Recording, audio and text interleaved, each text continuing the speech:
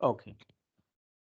तो जैसा कि हम लोगों ने लास्ट टाइम पे सर्वलेट के थ्रू, राइट, सर्वलेट या बोलो जेएसपी के थ्रू स्पेशली, तो जेएसपी के थ्रू हम लोगों ने क्या कर लिया था, जेएसपी के थ्रू इंसर्ट क्वेरी चला दिया था, राइट, है ना। तो और मैंने कहा था कि आप थोड़ा सा और भी प्रोजेक्ट को प्रोसीड करना, है ना, ये बात हुई थी। तो आपने क्या क्या प्रोजेक्ट में क्या क्या चीजें प्रोसीड कर ली, कैसे कैसे काम किया, क्या प्रोजेक्ट बनाया, पूरे प्रोजेक्ट का मुझे एक्सप्लेनेशन चाहिए। कैसे कैसे बनाया, क्या किया। सर बता बताइए। दें।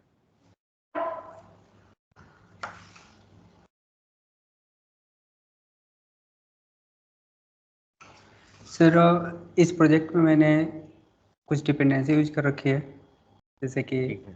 वो जो अपना हाइबरनेट का है और एड ऑन चीज़ें जो बेसिक ज़रूरत की चीज़ें हैं। जो हमने उस पहले भी किया था, ये बिल्कुल सर, ठीक है। उसके बाद सर मैंने फ्रंट एंड के लिए इस पे बूटस्ट्रैप फ्रेमवर्क यूज किया है और HTML वगैरह जो बेसिक है।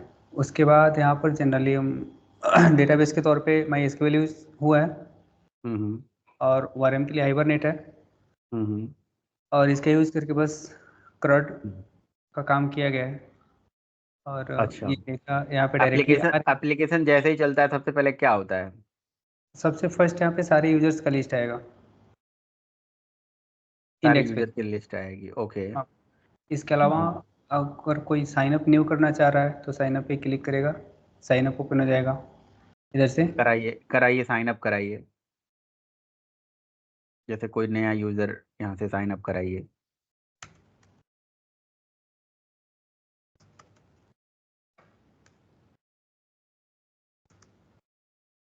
Harry porter, okay. तो नेम हो गया, ईमेल हो गया और पासवर्ड हो गया, ओके। मोबाइल नंबर भी ले लिए होते हैं तो कंप्लीट हो गया होता है, लेकिन ठीक है, कोई बात नहीं। सिर्फ प्रोजेक्ट इतना ही नहीं रहने दूंगा, इसके बाद एक अच्छा सा प्रोजेक्ट क्रिएट, बनेगा।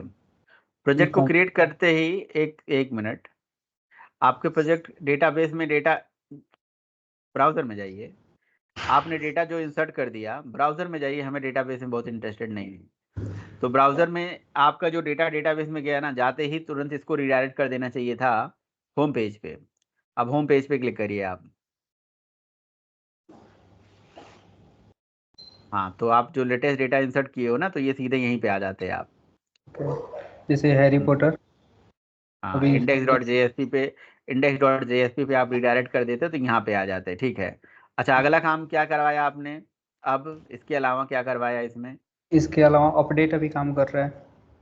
अच्छा, अपडेट पे जब आप यहाँ पे क्लिक कर रहे हो तो इधर अपडेट आप डेटा कर सकते हो। अच्छा, इसमें कुछ एक अपडेट करके गड़बड़ी हो रही दिखाइए। है। इसमें का पासवर्ड मैं यहाँ पे नहीं लाया हूँ, पासवर्ड मुझे लाना था हिडन में, उसको ला दूंगा। हिडन में क्या आएगा ताकि पासवर्ड जब अपडेट करूँ तो पासवर्ड हिडन ही होकर ओरिजिनल पासवर्ड अपडेट हो जाएगा।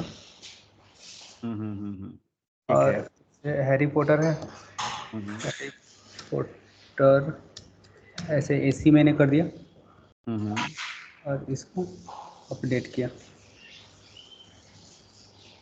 और अभी कुछ प्रॉब्लम आ गया। नल पॉइंटर एक्सेप्शन आ गया, नल पॉइंटर एक्सेप्शन आ गया। मे बी कि उसको तो मिल नहीं रहा है। रुक जाइए, देखिए ना क्या नहीं मिल रहा है। वहीं पे इस, जाइए, ब्राउजर में ही जाइए। ये कह रहा इस, है कि एक्शन.जेएसपी में लाइन नंबर 16 में प्रॉब्लम है। लाइन नंबर 16 में एक्शन.जेएसपी में आप तो रिक्वेस्ट जो यहाँ पे जो गेट पैरामीटर से DID करके गेट कर रहे हो, वो उसको आईडी नहीं मिल पा रही है।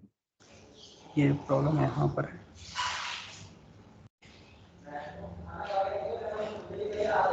आपकी तरफ से बहुत आवाज़ आ रहा है, तो मैं आपको म्यूट कर दे रहा हूँ भाई, ठीक है।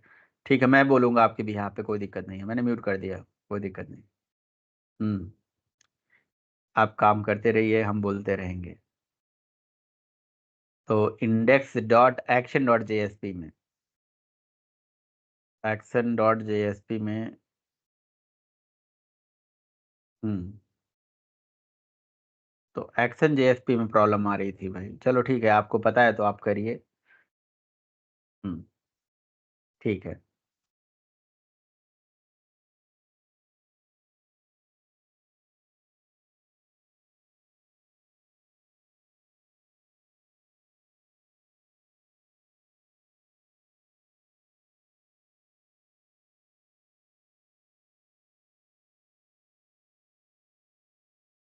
सर आवाज नहीं आ रहा है।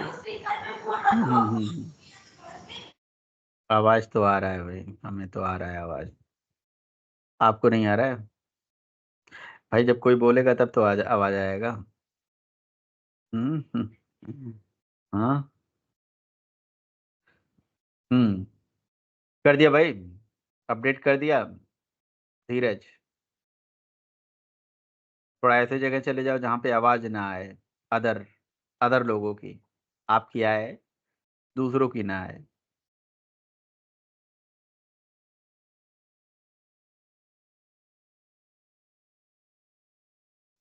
अगर हो गया हो तो सर्वर को रीस्टार्ट कर दीजिए और चला दीजिए।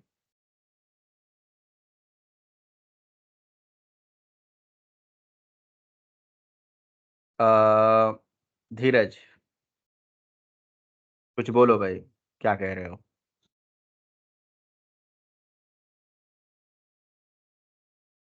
सर 1 मिनट चला रहा हूँ। हम्म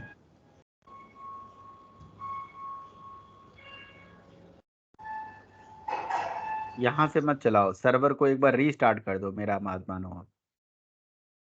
रीस्टार्ट कहाँ से करते हैं, जाओ इक्लिप्स में, मैं बताता हूँ। वो नहीं, उसके बगल में, हाँ वो रीस्टार्ट है, वो वाला तो स्टॉप करने के लिए है।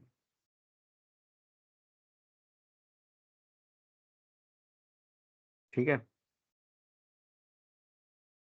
और थोड़ा ऐसे जगह बैठ जाओ जहाँ पे आवाज़ ना आए भाई, क्योंकि आपको एक्सप्लेन करना है पूरा।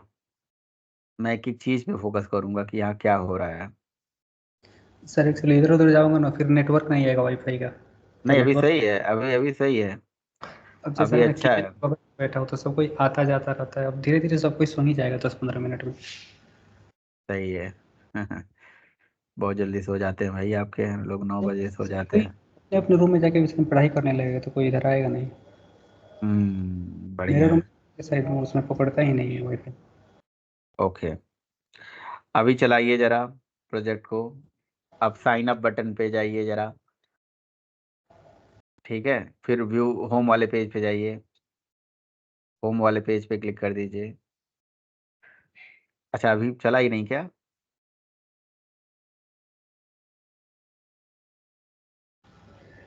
चल गया। तो होम बटन पे क्लिक करो तो।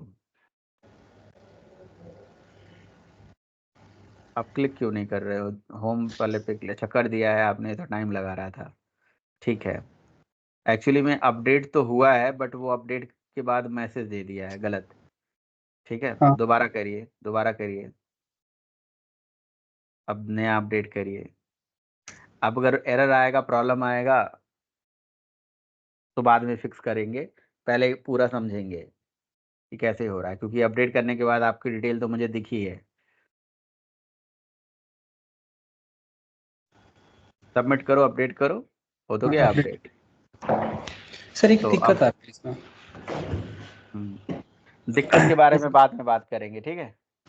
दिक्कत के बारे में सर बाद में बात एरर मैसेज करेंगे। मैंने यहाँ पे नहीं लगा नहीं नहीं रखा है नहीं, लेकिन आ नहीं रहा है। जो जो मैं आपसे बोल रहा हूँ वो पहले आप बताओ। इस प्रोजेक्ट को जरा एक्सप्लेन करो कि आपने कैसे साइन अप करा, कैसे डेटा फेच होके आ रहा है सारा, कैसे अपडेट, ये 3 प्रोसेस हमें समझना है। यानी कि इंसर्ट समझना है, अपडेट समझना है और सेलेक्ट समझना है, ये कैसे काम कर रहा है, ओके समझाइए। सर, सबसे पहले मैं चल रहा हूँ साइन अप वाले पेज पे जहाँ पे मैंने इसको बना रखा है। सो हम्म इसके लिए मेरा पेज का नाम है रजिस्टर। सो मैं रजिस्टर पे आ गया। सबसे यहाँ पे पहले मेरे रजिस्टर पास पेज चल रहा है, हाँ? सबसे पहले चल रहा है यूजर वाला पेज, इंडेक्स पेज ये सारा वाला। सारा फाइल यहाँ से राइट क्लिक करके क्लोज ऑल कर दीजिए जो खुला हुआ है, right right, click close all. मेरा राइट क्लिक खराब है। नहीं नहीं, अच्छा राइट क्लिक खराब है, ओके। जनरल तो रहता तो कैप्टन से काम हो जाता है, इस पे तो नहीं सबसे करेंगे। पहले, जब सबसे पहले प्रोजेक्ट को रन करते हो तो क्या आता है? सबसे पहले रन और करूंगा इंडेक्स डॉट जेएसपी चलेगा। ओपन करिए इंडेक्स डॉट जेएसपी। ये रहा इंडेक्स डॉट जेएसपी। अब इसमें इसमें मैंने किया ये है हम्म कि सबसे पहले मैंने अपने यूजर क्लास को यूजर मॉडल के साथ मैप कर लिया है। यूजर यूजर मॉडल के साथ मॉडल, मैप कर दिया है। हाँ। नहीं, इसमें सबसे पहले हमें ये बताइए कि इस इंडेक्स वाली क्लास जो चल रही है, इस इंडेक्स वाली क्लास में इंडेक्स वाला पेज कौन सा है जो लॉन्च होके आ रहा है, ब्राउजर पे दिखाइए। ये वाला पेज जो पहला यहाँ पे आ रहा है ना, जो भी मैंने पेज ओपन कर रखा अरे है, मैं इस समझ गया, ब्राउजर पे जाइए और ये इंडेक्स पेज मुझे दिखाइए कौन सा है, ये ये पेज। वाला पेज, ये यस। Index page. यानी कि हाँ इंडेक्स पेज में सबसे पहले सारे यूजर की डिटेल आ टेबुलर जाए। फॉर्म में हमें दिख रही है। हाँ तो आप ये कह रहे थे कि आपने इसमें बूट स्ट्रैप लगाया है डेटा को दिखाने के लिए, राइट? हाँ बूट स्ट्रैप से डेटा दिखा रहे हो। ये बूट स्ट्रैप किस चिड़िया का नाम है भाई, मुझे नहीं पता है, जरा इसके बारे में थोड़ा सा कुछ प्रकाश बिंदु डालिए, कुछ समझाइए कि बूट स्ट्रैप क्या है और आपने इसको कैसे काम करा। हमें लाइन बाय लाइन समझना है चीज़ों को। सर, जनरली हम्म। अगर मुझे ये ऊपर का नैबर बनाना था तो मुझे अलग ठीक से है। लिखना पड़ता, इसका कलर हम्म। वगैरह सबको सेट करना पड़ता, CSS ठीक बहुत है। सारी लिखनी पड़ती। इस चीज़ से बचने के लिए मैंने एक लाइब्रेरी है हम्म। जिसमें पूरा CSS पॉलिसी इंक्लूडेड, उसका नाम है बूट स्ट्रैप। हम्म। मैंने उसका CDN बूट स्ट्रैप की वेबसाइट से उठा हम्म। लिया इधर से। तो बूट स्ट्रैप कोई वेबसाइट है ये कह रहे हो आप? हाँ, किसने बनाया ये वेबसाइट? बूट स्ट्रैप वालों ने बना रखा है। अच्छा अच्छा। और यहाँ के ट्विटर लोग कंपनी का, जिसका ट्विटर कंपनी का है शायद ये। ट्विटर। ट्विटर का, ट्विटर का ही बूट स्ट्रैप है ये प्रोडक्ट शायद। पहले तो आता भी था ट्विटर बूट स्ट्रैप लिखा हुआ। तो बूट स्ट्रैप में है क्या, मैं समझ नहीं पा रहा हूँ बूट स्ट्रैप में है क्या। उमेश नाम सुना है बूट स्ट्रैप का कभी? जी सर, बूट स्टेप एक फ्रेमवर्क है। अच्छा। फ्रेमवर्क है, बनाया बनाया फॉर्म रहता है, उस पे लॉगिन पेज रहता है, रजिस्टर पे रहता है, इस टाइप का रहता है बूट स्टेप को। वैसे पेज सर बनाया है मैं। इससे अच्छा है कि एक आता है फ्रेमवर्क, उसका नाम है Tailwind CSS. Tailwind Tailwind CSS. कुछ दिन पहले का बच्चा है, पापा तो बूट स्ट्रैप ही है। अच्छा। बूटस्ट्रैप ऐसा टेलविन ये नहीं तो है, ऐसा ज्यादा नहीं। ले लिया। नहीं नहीं नहीं, यूज मैं करता खुद हूँ काम। अब एक मिनट तो टेक्निकल नहीं बात करते नहीं हैं, टेक्निकल बात करते हैं, वेट करिए, रुकिए। महेश। नहीं, मैं खुद काम किया हूँ उस पे। हाँ आप हाँ बताइए। सर। आप बताइए कि आप ये कह रहे हो कि टेलविन सर फ्रेमवर्क भी सर मैं बूट खुद काम स्ट्रैप की किया तरह हूँ है? उस पे। अरे पूरी बात तो, मेरा बात ही नहीं सुन रहे हो यार।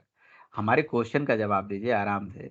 हम ये कह रहे हैं थोड़ी देर के लिए आप धीरज म्यूट करिए, एक एक करके आराम से बात करते हैं, इसमें कौन सा बात है। तो महेश ये कह रहे हैं कि टेलविन फ्रेमवर्क भी बूटस्ट्रैप की तरह एक फ्रेमवर्क होता है। कोड में आइए, कोड में आइए। ठीक है। तो टेलविन फ्रेमवर्क में क्या अच्छी बात है महेश, आप समझाइए, आप कुछ बताइए उसके बारे में। ये किसने बनाया, इसकी कुछ कहानी, कुछ स्टोरी बताइए। आप इस पे काम करते हो और ब्राउजर पे जरा खोल के दिखा दीजिए in the meanwhile. Dheeraj.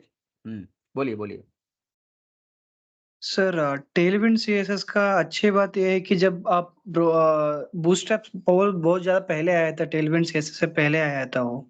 Okay. तो प्रॉब्लम ये थी कि जब तो आप यूज करते हो बूटस्ट्रैप, जो हम्म। टेम्पलेट होता है, जो ऑलरेडी इनबिल्ट होता है, जो कोड ऑलरेडी लिखे हुए हैं वो लोग, हम्म। तो जस्ट हमको यूज करना पड़ता है। तो थोड़ा चेंजेस करना है तो हम चेंजेस कर सकते हैं उस पे, थोड़ा अल्टरनेटिव। बस उसका टेम्पलेट सेम दिखता है। जब और एक बंदा जो फ्रंट एंड डेवलपर बनाता है, वो दिख जाता है कि वो बूटस्ट्रैप से ही बना हुआ है। ओके। तो अब जरा टेलविन को ओपन करो भाई, उसकी भी साइट ओपन करिए जैसे बूटस्ट्रैप की साइट ओपन किया है। हम्म। तो मतलब क्यों हम बूटस्ट्रैप नहीं यूज करें, क्यों टेलविन यूज करें, बताइए महेश आप कुछ इसके बारे में। ऐसा नहीं होता है, जो रिक्वायरमेंट पे डिपेंड होता है। जब आप मतलब कस्टमर जो चाहता है, मतलब डिजाइन चाहता है ना सर, बट वैसे कुछ बातें बनाने के आपको लिए। अच्छी लगी होगी जिसकी वजह से ये हाँ, टेल। हम्म। थोड़ा फंक्शनलिटी बहुत अच्छी है सर बूटस्ट्रैप में compare to Tailwind CSS. Hmm. Tailwind CSS का अच्छी बात यह है कि आप खुद डिजाइन कर सकते हो वहां से।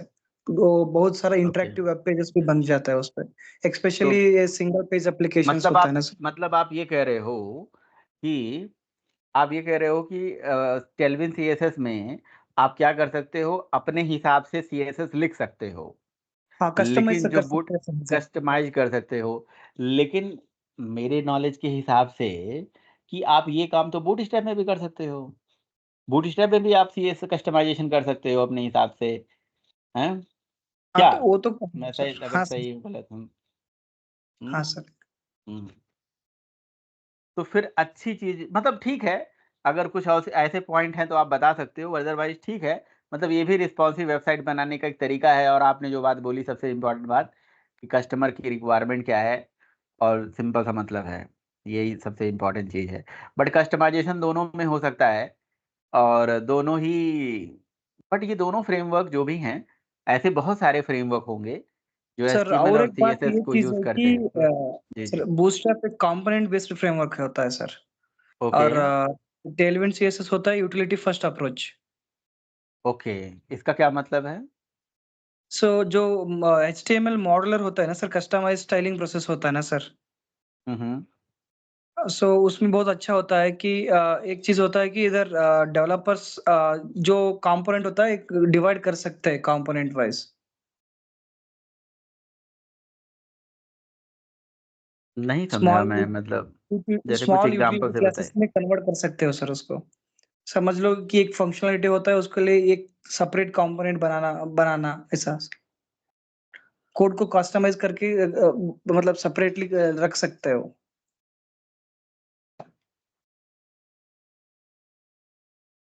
Okay okay okay okay okay okay, but मुझे थोड़ा सा उसका उसके बारे में कभी कुछ बताइएगा। तो टेलविन फ्रेमवर्क के बारे में थोड़ा सा आप, जब आप थोड़ा प्रिपेयर रहिएगा थोड़ा समझाइएगा, बट ये भी एक तरीका है, चलो। बट इसके बारे में कभी चर्चा करेंगे आपसे। बट हाँ मैं थोड़ा सा समझ नहीं पाया कि बात जो आप कह रहे हो कि जी, मतलब यहाँ पे फ्रेमवर्क का कस्टमाइजेशन आप समझ गए क्या धीरज? सर कि क्या जनरली कहना? टेलविन को मैं इतना जानता हूँ कि हाँ उसमें जो मतलब जैसे जो मैनुअल चेंजिंग जो करना है ना, या फिर उसमें जो हम लोग मॉडिफिकेशंस करते हैं उसमें उसका व्यवस्था थोड़ा सा ज़्यादा दे रखा है बूटस्ट्रैप के मुकाबले, दूसरा कुछ नहीं। और जहाँ तक कि मुझे लगता है सर दोनों में CSS ही यूज़ रहा है बैकएंड में। और कितनी बार मुझे ऐसा ज़रूरत पड़ा है कि डायरेक्ट जाके बूटस्ट्रैप के लाइब्रेरी में मैंने CSS को चेंज मारा है और अपना काम किया है। नहीं, वो तो हो ही जाता है, सही बात है। तो दोनों में सेम चीज़ें होती हैं। और दोनों में जहाँ तक सेम की बात चीज़ें। है SPA की और हम्म और सिंगल पेज एप्लीकेशन की, तो हम्म वो तो हम कोई जेस की चाहे व्यू यूज़ करें या फिर रिएक्ट यूज़ कर रहे हैं या फिर कोई भी यूज़ कर रहे हैं, हम्म। उसके अब अंदर में डिजाइनिंग के लिए जो भी यूज़ करें, ये क्या चाहे होता है सिंगल पेज एप्लीकेशन, क्या होता है? एक मतलब रिएक्ट पे जैसे सर जनरली क्या होता है, ऐसा जैसे रिएक्ट पे जो बन रहा है ना कंपोनेंट के बेस पे एप्लीकेशन में, तो छोटे छोटे कंपोनेंट हम लोग बना लेते हैं और एक ही पेज के अंदर में वो सारे कंपोनेंट छोटे छोटे ब्लॉक के रूप में अवेलेबल होते हैं।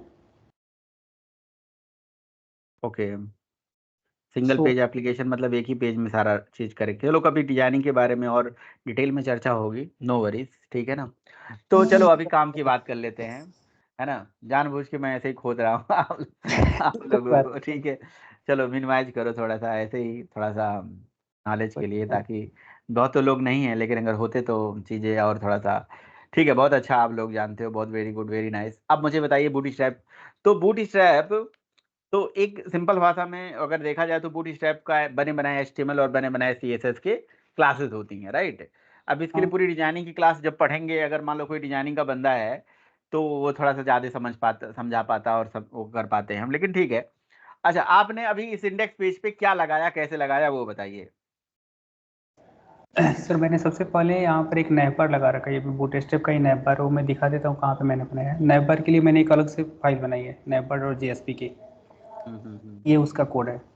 और इस नैव बार डॉट JSP को सारे पेजेस में मैंने इंक्लूड करा दिया है। जैसे कि इंडेक्स में आ जाऊँ, इंडेक्स डॉट नहीं, PHP। ये तो बता दो बूटस्ट्रैप यूज करने के लिए करना क्या था, हमें क्या क्या करना था सबसे पहले? सर इसके लिए यहाँ पर इसकी जो ये सीरियन दिया हुआ है, सीरियन, ये या फिर इसका फाइल भी हम डाउनलोड कर सकते हैं, लेकिन मैंने सीरियन यूज़ किया है। एक क्योंकि इसका ये लेना। सीडीएन यूज करने के लिए मतलब इंटरनेट से कनेक्टिविटी हमेशा चाहिए आपको। हाँ तो सीडीएन का पाथ, मतलब ये पाथ हम इसलिए डाल रहे हैं ताकि हम बूटस्ट्रैप की लाइब्रेरी यूज कर पाएं, सिंपल सा मतलब है। ऑफलाइन नहीं रखना है तो ऑनलाइन लेते रहेंगे यहाँ से डेटा। ऑनलाइन यहाँ से लेते रहेंगे, उठाते रहेंगे, इसके अंदर बहुत सारी क्लास है जो कि रिस्पॉन्सिव, ठीक है, समझ में आ रहा है। जरा दिखाइए आप कि कहाँ पे है ये चीज़, जरा कहाँ पे लगाया है आपने? मैंने सबसे ऊपर ऊपर, ऊपर हेड के स्टार्टिंग अंदर में। में, हाँ हेड के अंदर हाँ, में इसका CSS है। बड़ा कर दो, और इंडेक्स फाइल को बड़ा कर दो, सबसे इंडेक्स फाइल को थोड़ा बड़ा कर लो मेरे भाई। हाँ, सबसे ऊपर जाइए, सबसे ऊपर कहाँ लगाया है आपने, देखना चाहते हेड हैं। के अंदर में, हेड टैग के अंदर हेड में के अंदर आपने लगा दिया, very nice very nice. CSS का फाइल। ओके जी, ओके और ठीक है, नीचे में सबसे इसका पहला JS काम का ये फाइल डाल करके। दिया हूँ। अच्छा, नीचे सबसे, इसका कोई ट्रिक होता है क्या कि ऊपर JS नीचे डालो और ऊपर नहीं सर जनरली ये कहा जाता है कि जेएस जैसे कि जेएस स्टैटिक होता है, लेकिन इससे ज़्यादा फास्ट एचटीएमएल वाले पेज लोड हो जाते हैं। तो अगर हम जेएस को ऊपर रखें तो कितना लोडिंग बार टाइम ज्यादा हो जेएस का जाएगा। हाँ फाइल लोड नहीं हो पाएगा उस टाइम में, तो दिक्कत हो जाएगी। इसलिए लोग नीचे रखते हैं कि पहले एचटीएमएल लोड हो जाए और उसके बाद जेएस वाला फाइल तब तक लोड हो जाएगा। लोड हो जाएगा, ठीक है, very good very good very good. Okay जी, उसके बाद और क्या किया आपने? इंडेक्स फाइल इसके बाद बनाई।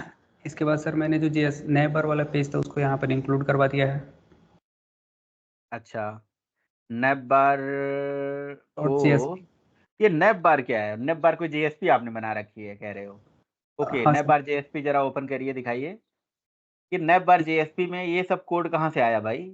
ये सारा चीज नेप बार का ये पूरा कोड कहाँ से आया ये? सर ये बूटस्ट्रैप से लाया हूँ। अच्छा, बूट स्ट्रैप कहाँ से लाया, जरा दिखा दीजिए। वेरी गुड वेरी गुड, बहुत अच्छा। कहाँ से लाए भाई ये कोड? नैप बार में, अच्छा, बना बनाया नैप बार है, यहाँ से आपने उठा लिया उसको। जी सर, नया बार है बना बनाया यहाँ बूटस्ट्रैप में। मैं- तो ऐसे कुछ काम करो भाई उमेश, जब सब कुछ जानते हो तो बनाओ ना वेबसाइट बैठ के। जैसे ये तू वाला मना कर कोड रहा है? इसका कॉपी है। भैया देखो, लास्ट में देखिए, by end of the day यही प्रोजेक्ट में काम आएगा।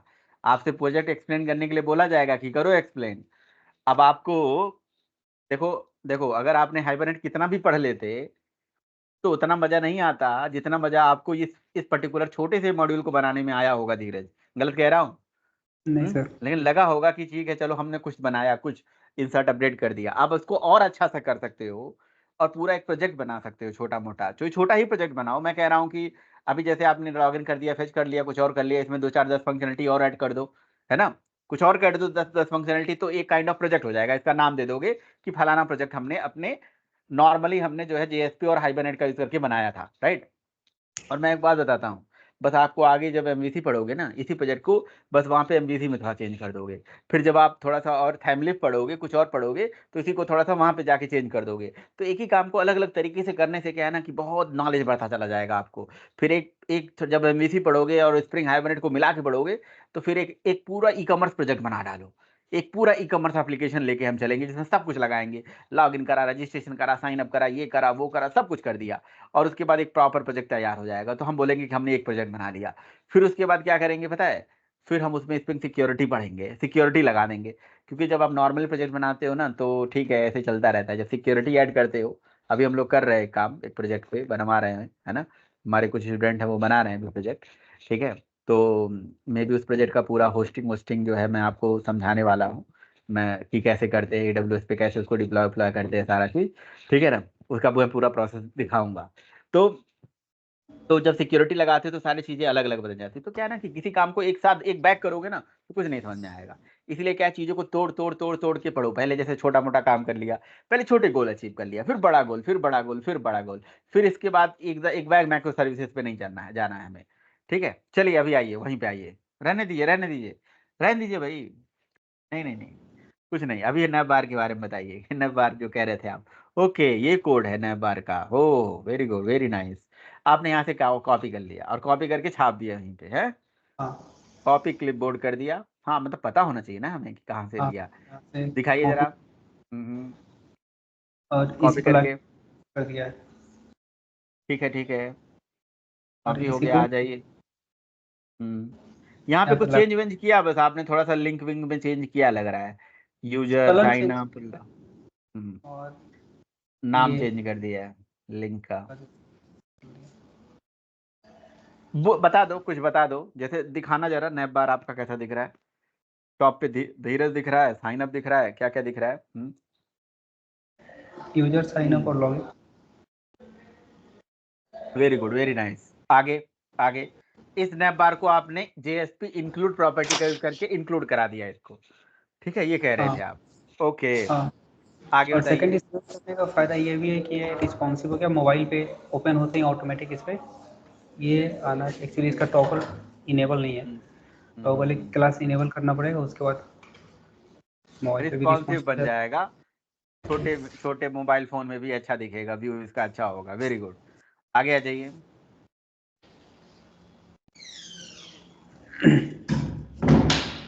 सर इसी को मैंने इंडेक्स वाले फाइल में इंक्लूड करवा दिया है यहाँ पे। करा दिया, ओके जी। फिर मैंने एक टेबल बनाया पहले उसका हेड बनाया। तो इसमें टेबल में ID आप बता नहीं रहे हो कि टेबल में आपने क्लास टेबल स्प्रेड लिया है, ये बूटस्ट्रैप की क्लास है स्प्रेड लाइन नंबर 24 पे। बूटस्ट्रैप की बनी बनाई क्लास है, मतलब हाँ बूटस्ट्रैप तो की क्लास, सो उसको स्प्रेड यूज कर लिया। उसमें थ्रेड लिया, थ्रेड किस लिए यूज करते हैं? स्ट्रिप्ड है ना। नहीं नहीं वो स्ट्रेप तो ठीक है, thread THEAD thread T head है, टी हेड टेबल है। हेड, अच्छा ओके, मुझे लगा टेबल कि हेड। एक थ्रेड भी वैसे होता है ना। तो टेबल हेड क्या है, what is table head? Head means sir ऊपर जो हेडिंग दिख रहा होता है ना, जो भी हम हेडिंग डिक्लेयर करते हैं उस चीज के दिखाइए लिए ब्राउजर से। हाँ हेडिंग है, हाँ, टेबल हेड। कहाँ पे, किस जगह? यहाँ पे जो ये दिख रहा है ना टॉप, ओके ये टी हेड है। ओके, टी हेड है, ओके ठीक है। और आईडी इसको नेम, जिस लाइन में बनाया है इसको बोलते हैं टेबल रो, TR, ओके यानी इस लाइन को ओके एक TR बोलेंगे। और ठीक हर है एक लाइन इसका एक रो है। तो ठीक है। नीचे आने के बाद फिर इसका बॉडी स्टार्ट होता है, ऊपर हेड खत्म होकर अब नीचे बॉडी स्टार्ट होगा, जिसमें हम अपना कंटेंट डालेंगे जो मुझे हम्म। दिखाना है। अब और इसमें TH, अब टी हेड भी लिए हो, फिर TR लिए हो, फिर TH लिए हो। टी हेड ये डिक्लेयर कर रहा है कि हम उसके अंदर हम अपना हेडिंग लिखने वाले हैं, और TR सारा ये बस। बता रहा है कि एक रो के अंदर में ये सारा हेड आएगा, टेबल ओके रो। ओके। और scope is equal to call, call करके करने से क्या मतलब हुआ? ये कॉलम बता रहा है, सर ये एक कॉलम को इंडिकेट कर रहा है। स्कोप का मतलब क्या हुआ भाई? सर यहाँ पे अब ऐसे इसको हटा देने पे भी कोई फर्क पड़ेगा नहीं। बट ये कोई क्लास तो है नहीं, स्कोप नहीं। इन लोगों ने अपना कुछ तो मॉड्यूल बनाया होगा, I don't know। कुछ है, कुछ मीनिंग है मतलब, राइट? मतलब इससे कोई कुछ तो फर्क नहीं पड़ेगा। एक ये हम्म। बोल सकते हैं इंडिकेशन है तो। इंडिकेशन है, बट कुछ इसका मीनिंग है, खोजिएगा आपको मिलेगा डिजाइनिंग में भी, पक्का कुछ ना कुछ मीनिंग में होगा। ठीक है, इसमें मतलब आईडी नेम मतलब एक टेबल हेड बन गया। अब आगे, अब आगे मैंने ये किया है कि जैसे हर लाइन एक इसका रो है, और हर रो के अंदर मुझे कुछ TD यानी टेबल डेटा दिखाना है। दिखाना है, ठीक है। हम्म, तो ये TH यहाँ पे गलती से आ गया, इसका भी TD दिखाना था। हम्म। तो इसके बाद कैसे? जो मैंने अपना डेटा गेट किया है, अब डेटा कैसे गेट किया है हाइबरनेट से। पहले इसको, पहले वही समझते हैं कि डेटा कैसे, डेटा को गेट करने का कोड कैसे लिखा है आपने, कहाँ लिखा है, वो पहले समझते हैं। सही कह रहे हो, क्योंकि वो समझेंगे तभी यहाँ पे हम आएंगे। यहाँ तो खैर डिजाइनिंग हमने तैयार कर दिया है, ठीक है चलिए। अब चलता हूँ मैं अपने मॉडल में, जहाँ पे मैंने ये मॉडल बना रखा है। हम्म, यहाँ पे मेरा डाउट, और इसमें मैंने यूज़र मॉडल बना रखा है। ये यूज़र मॉडल में मैंने हर टाइप की फंक्शनलिटी दी है, सेव करने के लिए, डिलीट करने के लिए, गेट यूज़र करने के लिए, मल्टीपल डेटा लाने के लिए, सब। उसमें एंटिटी से नहीं बनाया क्या आपने? एंटिटी भी बनाया है यहाँ पे। वो भी दिखा दीजिए, एंटिटी क्या बनाया है। तो एंटिटी एंटिटी ये क्या है, एंटिटी क्या होती है? ये उमेश बताएंगे एंटिटी क्या होती है, ये क्या, इसका क्या मतलब है, इसका क्या, ये क्या यूज है, क्यों बनाया गया है ये? हम्म एंटिटी इसलिए बना जिसमें हम्म। डाटा हो, जैसे नेम, आईडी। डेटा हो, मतलब समझा नहीं है कि किसका पर्पज क्या है इस क्लास का। इसका पर्पज, हम्म। इसका पर्पज कैसे बताएंगे? कैसे बताएं कि तुमको चाहें यारा बता ना पाए। ओहो हो, पढ़ ल बबुआ पढ़ ल। ओ महेश जी बताएंगे। महेश महेश, म्यूट करिए। तो देखो इसीलिए, इसीलिए मैं कह रहा हूँ कि भाई थोड़ा सा सीरियस होके दिखाओ, कोड कोड दिखाओ थोड़ा सा, थोड़ा सीरियस होके पढ़ाई करिए तभी कोई मतलब है। और इवन इवन धीरज ने जो है पूरा लगन से मन से वीकेंड में जुड़ के बना लिया, तो थोड़ा सा दिन रात एक कर दो, मेहनत कर दो। मेहनत मतलब समझते हो, मेह मतलब क्या होता है, बादल। इतना मेहनत कर दो कि बादल आसमान नतमस्तक कर दो, नीचे लेके आ लग दो। हाँ जी जी जी मैं हम्म जी कुछ बताना चाह रहे हो एंटिटी के बारे में? ये मतलब ये क्लास के बारे में। Sir entity class sir. जी जी जी, ये क्लास क्या है, क्यों ये बनाई गई है ये क्लास? इसलिए एंटिटी क्लास इसलिए बनाया जाता है कि जो ऑब्जेक्ट रिलेटेड डेटा होता है ना सर, जो परसिस्ट होना चाहता है जो डेटाबेस पे, वो सारा इधर ही रहता है। तो इस क्लास का पर्पस क्या होता है, इस क्लास को हम क्यों बनाते हैं? जो ऑब्जेक्ट के रिलेटेड वैल्यू स्टोर करने के लिए सर। क्या वैल्यू स्टोर ही करने के लिए या फेच भी करने के लिए? बोथ कर सकते हैं सर। सब कुछ फेच भी कर सकते हाँ। हैं और स्टोर भी कर सकते हैं। इसमें कुछ एनोटेशंस यूज करे गए हैं, उनको समझाइए। जो एनोटेशन यूज करे गए हैं उनको समझाइए। @एंटिटी यूज कर सकते हैं सर। हम्म क्या है इस- एंटिटी, किस लिए एंटिटी का क्या मतलब है? ये शो करता है कि ये जो क्लास है वो एंटिटी क्लास है, इधर से ही डेटा जाएगा डेटाबेस का, और इस इधर क्लास से का एक ऑब्जेक्ट डेटाबेस में स्टोर होगा, या इस क्लास के एक ऑब्जेक्ट से हम डेटाबेस से डेटा ले आएंगे, ये इंडिकेट करता है। हाँ बिल्कुल सर। सही बात है। एंटिटी क्लास है, एंटिटी बीन है, जिस क्लास के एक ऑब्जेक्ट से डेटा डेटाबेस में जाएगा, इसी के थ्रू ही डेटाबेस से डेटा आएगा, ये सारा चीज है। तो इट सर इज आपसे एक आवर बात नहीं, करना था। आप एक मिनट भाई, एक मिनट। इस क्लास के एक ऑब्जेक्ट से डेटा जाना है, इसी क्लास के एक ऑब्जेक्ट से डेटा आना है, ठीक है। इस क्लास का एक ऑब्जेक्ट जो है डेटाबेस में डेटा परसिस्ट करेगा, डेटा वहां से ले आएगा, सारा काम करेगा। चलो बहुत अच्छी बात है, वेरी नाइस, बहुत ही बढ़िया। हम्म। लेकिन यार ये क्लास हम क्यों बना रहे हैं? अभी तो हम एक एचबीएम फाइल बनाया करते थे ना, अभी हाइबरनेट हम पढ़ रहे हैं तो एचबीएम फाइल बनाते थे, और एचबीएम फाइल में हम अपनी परसिस्ट क्लास की एंट्री करते थे। तो ये क्लास क्यों हम बना रहे हैं महेश, इसकी क्या जरूरत है? हम्म सर एक यूज होता है कि डीओ पैटर्न फॉलो करता है sir, data access object pattern. नहीं, डेटा एक्सेस पैटर्न का इससे क्या मतलब है? उमेश, इसका कोई इससे मतलब है? वो जो हम एचबीएम फाइल बना रहे थे उसकी क्या कहानी थी भाई? वो एचबीएम फाइल में तो एंट्री करते थे यार, ये नया चीज कहानी क्या आ गया यार ये सब? मुझे तो नहीं समझ में आ रहा है भाई। उमेश समझ में आ रहा है क्या आपको? हम्म एचबीएम फाइल जो बनाते थे वो हाँ हाँ पर माने पर एंटिटी आप करके पर एचबीएम फाइल बना सकते हैं। ठीक है, वो तो ठीक है, बट अब वो नहीं बनेगा क्या?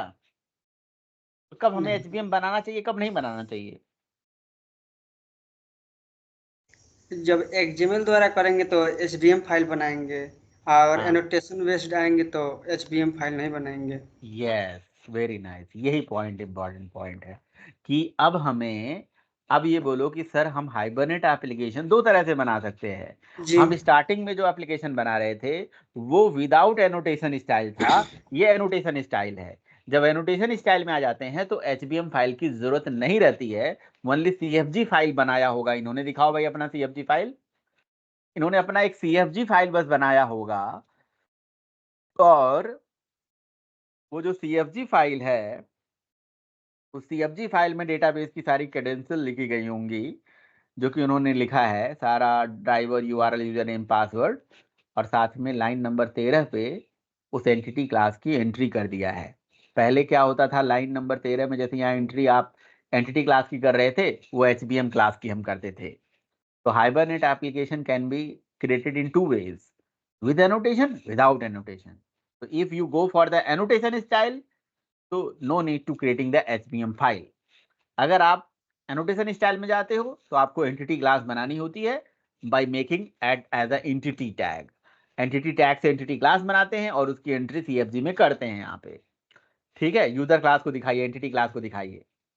तो एंटिटी क्लास का ही एक ऑब्जेक्ट डेटाबेस में जाने वाला है, और उसका एक ऑब्जेक्ट डेटाबेस से आने वाला है, उसी से सारे काम होने वाला है। ठीक है, जिसमें सबसे जो 9 नंबर लाइन पे लिखा है एंटिटी, वो ये बता रहा है कि एक एंटिटी बीन है, ये एंटिटी क्लास है, इसको हम बोलते हैं परसिस्ट क्लास। ठीक है, जिस क्लास का एक ऑब्जेक्ट डेटाबेस से एक्चुअली इंटरेक्ट करेगा, डेटाबेस में जाएगा, डेटाबेस से डेटा ले आएगा, वगैरह वगैरह। इस क्लास में एक और कहानी होगी कि भाई इस क्लास के लिए डेटाबेस में एक टेबल बनेगा, तो उसको @टेबल से उसका नाम आप मेंशन कर देते हो। लाइन नंबर 10 पे मेंशन करा गया है कि भैया ये इस नाम से एक टेबल बनने वाला है, ठीक है, @टेबल से, ठीक है। अच्छा जी, अब बताइए, आगे बताइए, कोई भी बताए एनी बडी कि फिर और क्या इस क्लास में जो है इंपॉर्टेंट बात आपको ध्यान रखनी चाहिए जब हम परसेस क्लास बनाते हैं। कोई ऐसी इंपॉर्टेंट बात जो मैं अभी मिस कर गया, अभी जानबूझ के मैंने छोड़ दिया, बताइए कोई ऐसी चीज जो आपके सामने ही दिख रही है। @id sir. @id, तो @id क्या है ये? What is this @id? ये प्राइमरी की सेट करने, एक टेबल में प्राइमरी की सेट करने के लिए यूज होता है सर @id। @id, तो जैसे हमने id नाम के वेरिएबल को प्राइमरी की @id बना दिया, और जनरेटेड वैल्यू में उसकी जनरेशन टेक्निक हमने आइडेंटिटी ले रखी है, जो हमारी बात चल रही थी कि प्राइमरी की हम कैसे कैसे बनाते हैं। तो आइडेंटिटी भी लोगे तो इसके लिए कोई सेपरेट टेबल नहीं बनेगा, और फिर भी ये मेमोरी में 1 2 3 4 5 6 7 ऐसे आईडी को इंक्रीज करता रहेगा। तो अगर हम आइडेंटिटी नहीं लिखेंगे तो हम असाइन भी कर सकते हैं, हम अपने हिसाब से काम करवा सकते हैं, सिंपल सा मतलब है, ठीक है। अच्छा, और इसमें नेम ले लिया, ईमेल, तो इसमें थोड़ा सा एक कमी है, ठीक है। क्या नाम है, धीरज, कमी क्या है?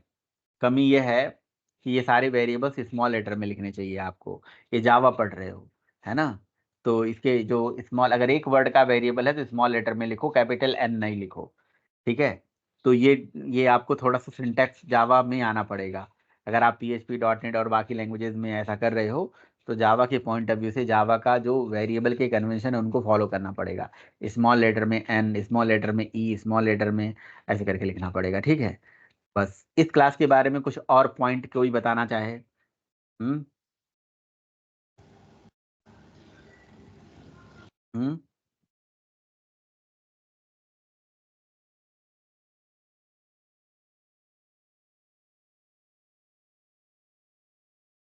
बोलिए भाई। चलिए, तो ये क्लास हमारा बन गया, ये क्लास की कहानी इतनी हो गई। इस क्लास में आगे चल के और बहुत सारे एनोटेशन आएंगे। अब जैसे इस क्लास के बारे में और अगर आप नहीं बता रहे तो मैं बताता हूँ। इस क्लास के जितने भी फील्ड हैं, जितने भी वेरिएबल हैं, इन सारे वेरिएबल के लिए डेटाबेस में कॉलम बनने वाला है। इन सारे वेरिएबल के लिए डेटाबेस में कॉलम बनने वाला है। ID, नेम, ईमेल, पासवर्ड के नाम से कॉलम बनने वाला है, राइट। और जिसमें ID आपकी प्राइमरी की हो जाएगी और बाकी कॉलम बन जाएंगे। कॉलम का नाम यही होगा जो इस वेरिएबल का नाम होगा।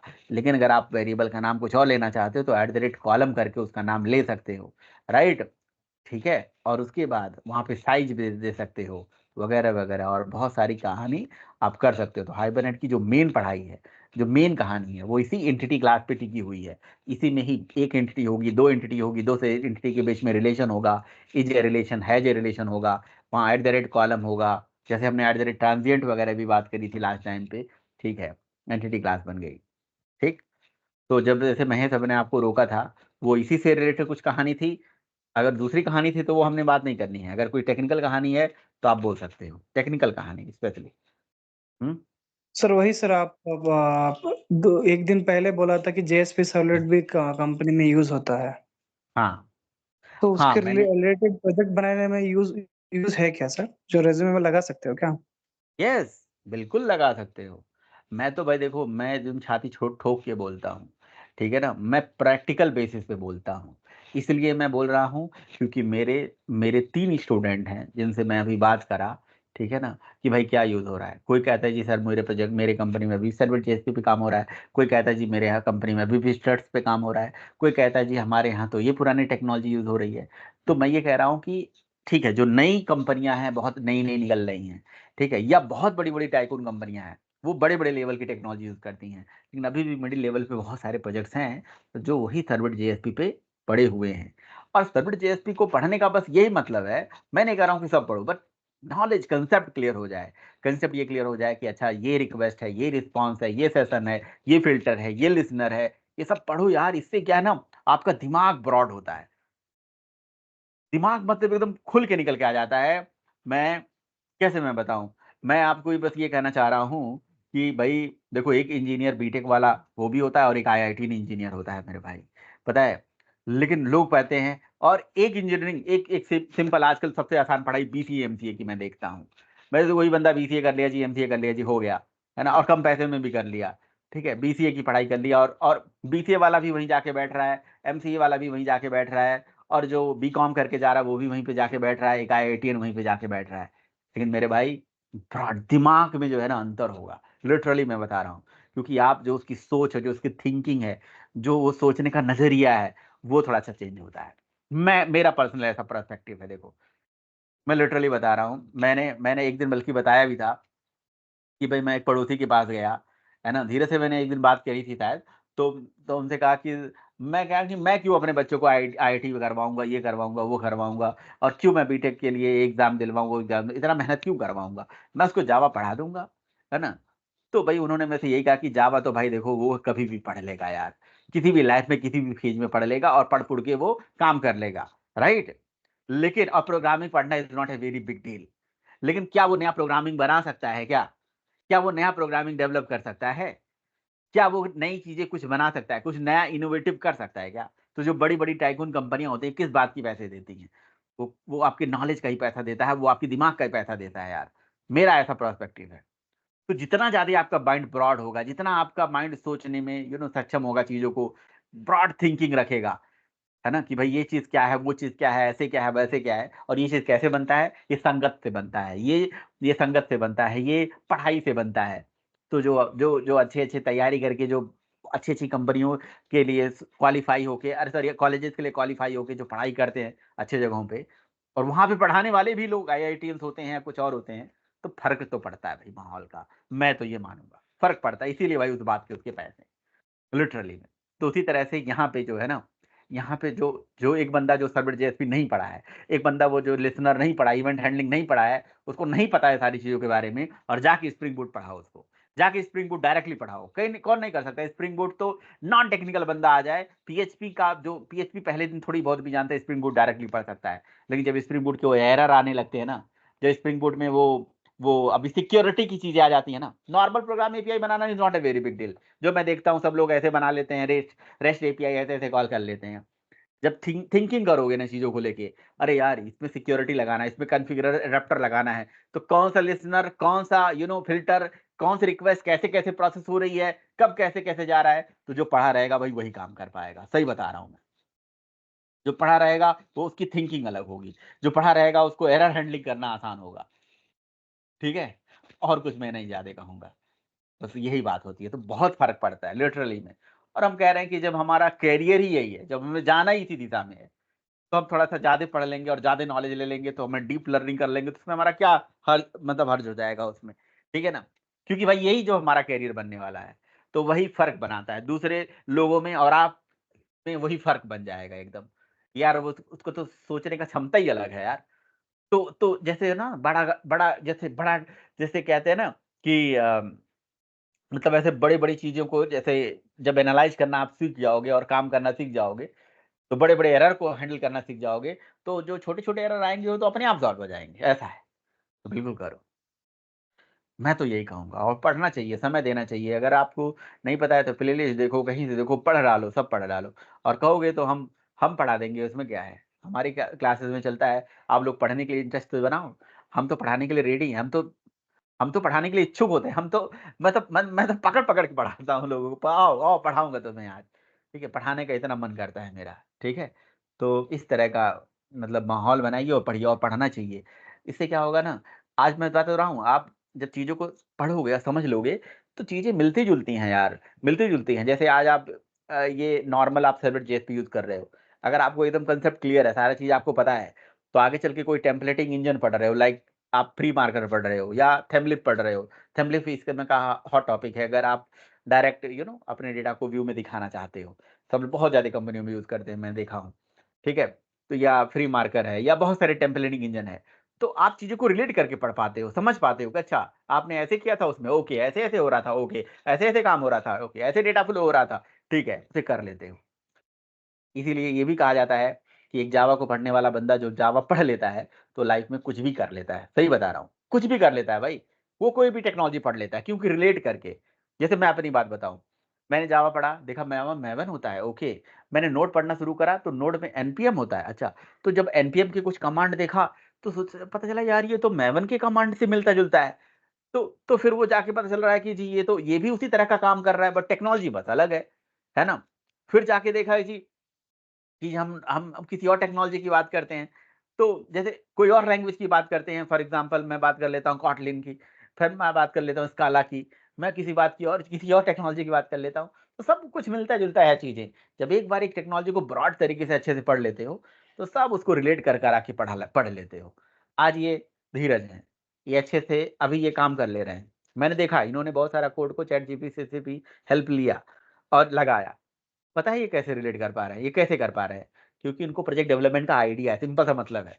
इनको प्रोजेक्ट डेवलपमेंट का आइडिया है, इनको पता है कि डेवलपमेंट कैसे। और हमारी कमी क्या है? हमें क्या है? हमारी कमी है कि हमें पता ही नहीं है कि भाई प्रोजेक्ट कैसे बनता है, क्या होता है। उनको पता ही नहीं कि रिकॉर्ड अपडेट करने के लिए क्या होता है। तो इनको बेसिक आइडिया था कि जो पीएचपी में हम जब प्रोजेक्ट को अपडेट करते थे तो एक क्वेरी स्ट्रिंग जाती थी, उस इस तरह से ऐसे डेटा प्रोसेस हो जा रहा था, उनको पता है। बट यही काम मुझे इसमें करना है, इन्होंने चैट जीपीटी करके सर्च कर लिया। समझ रहे हो? तो यही काम जब आप भी करोगे ना, जब आप पढ़े रहोगे जेएसपी को और यही काम किसी और जगह पे करना होगा तो आप भी करोगे, यार जेएसपी में तो ऐसे करते थे, तो नोड में इसी तरह की कोई चीज होगी जो ऐसे ऐसे नहीं ऐसे करते होंगे, है ना। पाइथन में ऐसी ऐसी चीज होगी जो ऐसे नहीं ऐसे ऐसे ऐसे करते थे। यार मतलब आदमी को एक टेक्नोलॉजी को इतने गहराई में जाके पढ़ लेना चाहिए, कोई टॉपिक नहीं छोड़ना चाहिए, एक सिंगल टॉपिक नहीं छोड़ना चाहिए। मैं तो ये बोलूंगा, चाहे वो AWT इवेंट हैंडलिंग क्यों ना हो, वो स्विंग क्यों ना हो, बहुत गहराई में मत पढ़ो। इवेंट हैंडलिंग तो एटलीस्ट पढ़ो ही, बहुत गहराई में उस चीज को नहीं पढ़ना है, बट मेन मेन टॉपिक तो पढ़ना है। ठीक है। अब आपको अपने एमवीसी में सेशन हैंडलिंग करनी है तो कैसे करोगे? सेशन तो पढ़ना पड़ेगा। सेशन यहीं पे पड़े रहोगे तो वहां यूज कर लोगे। स्प्रिंग सिक्योरिटी पूरी फिल्टर पे बेस्ड है और फिल्टर आपको आता ही नहीं है, कंसेप्ट ही नहीं क्लियर है, तो कैसे कर लोगे बताओ? हम्म। तो ये चीजें हैं जो नहीं कोई समझाता है, नहीं बताता है। क्यों? क्योंकि और ना कोई पढ़ना चाहता है, क्योंकि टाइम नहीं है ना। मेहनत नहीं करना है ना। नो पेन, पेन नहीं लेना चाहते हैं भैया। No pain no gain, simple सा मतलब है। पेन लो जबरदस्त तरीके से, दिन रात पढ़ो, दिन रात बैठ के मेहनत करो। और आपकी मेहनत का सिंपल सा असर है, जब आपको पढ़ने में, जब आपको लगे ना कि आप सब कुछ पढ़ गए हो, ओके जी मैंने बना तो लिया प्रोजेक्ट, मैंने बना तो लिया ये कि अब क्या करूं, तो एक प्रोजेक्ट उठा लो। कोई प्रोजेक्ट, कोई छोटा, fund transfer, bank management, login management, user base management, role management, ये मैनेजमेंट, वो मैनेजमेंट, लाइब्रेरी मैनेजमेंट, कुछ भी ऐसे बनाओ। ठीक है। पूरा ई कॉमर्स एप्लीकेशन सोच लो कि मुझे बनाना है।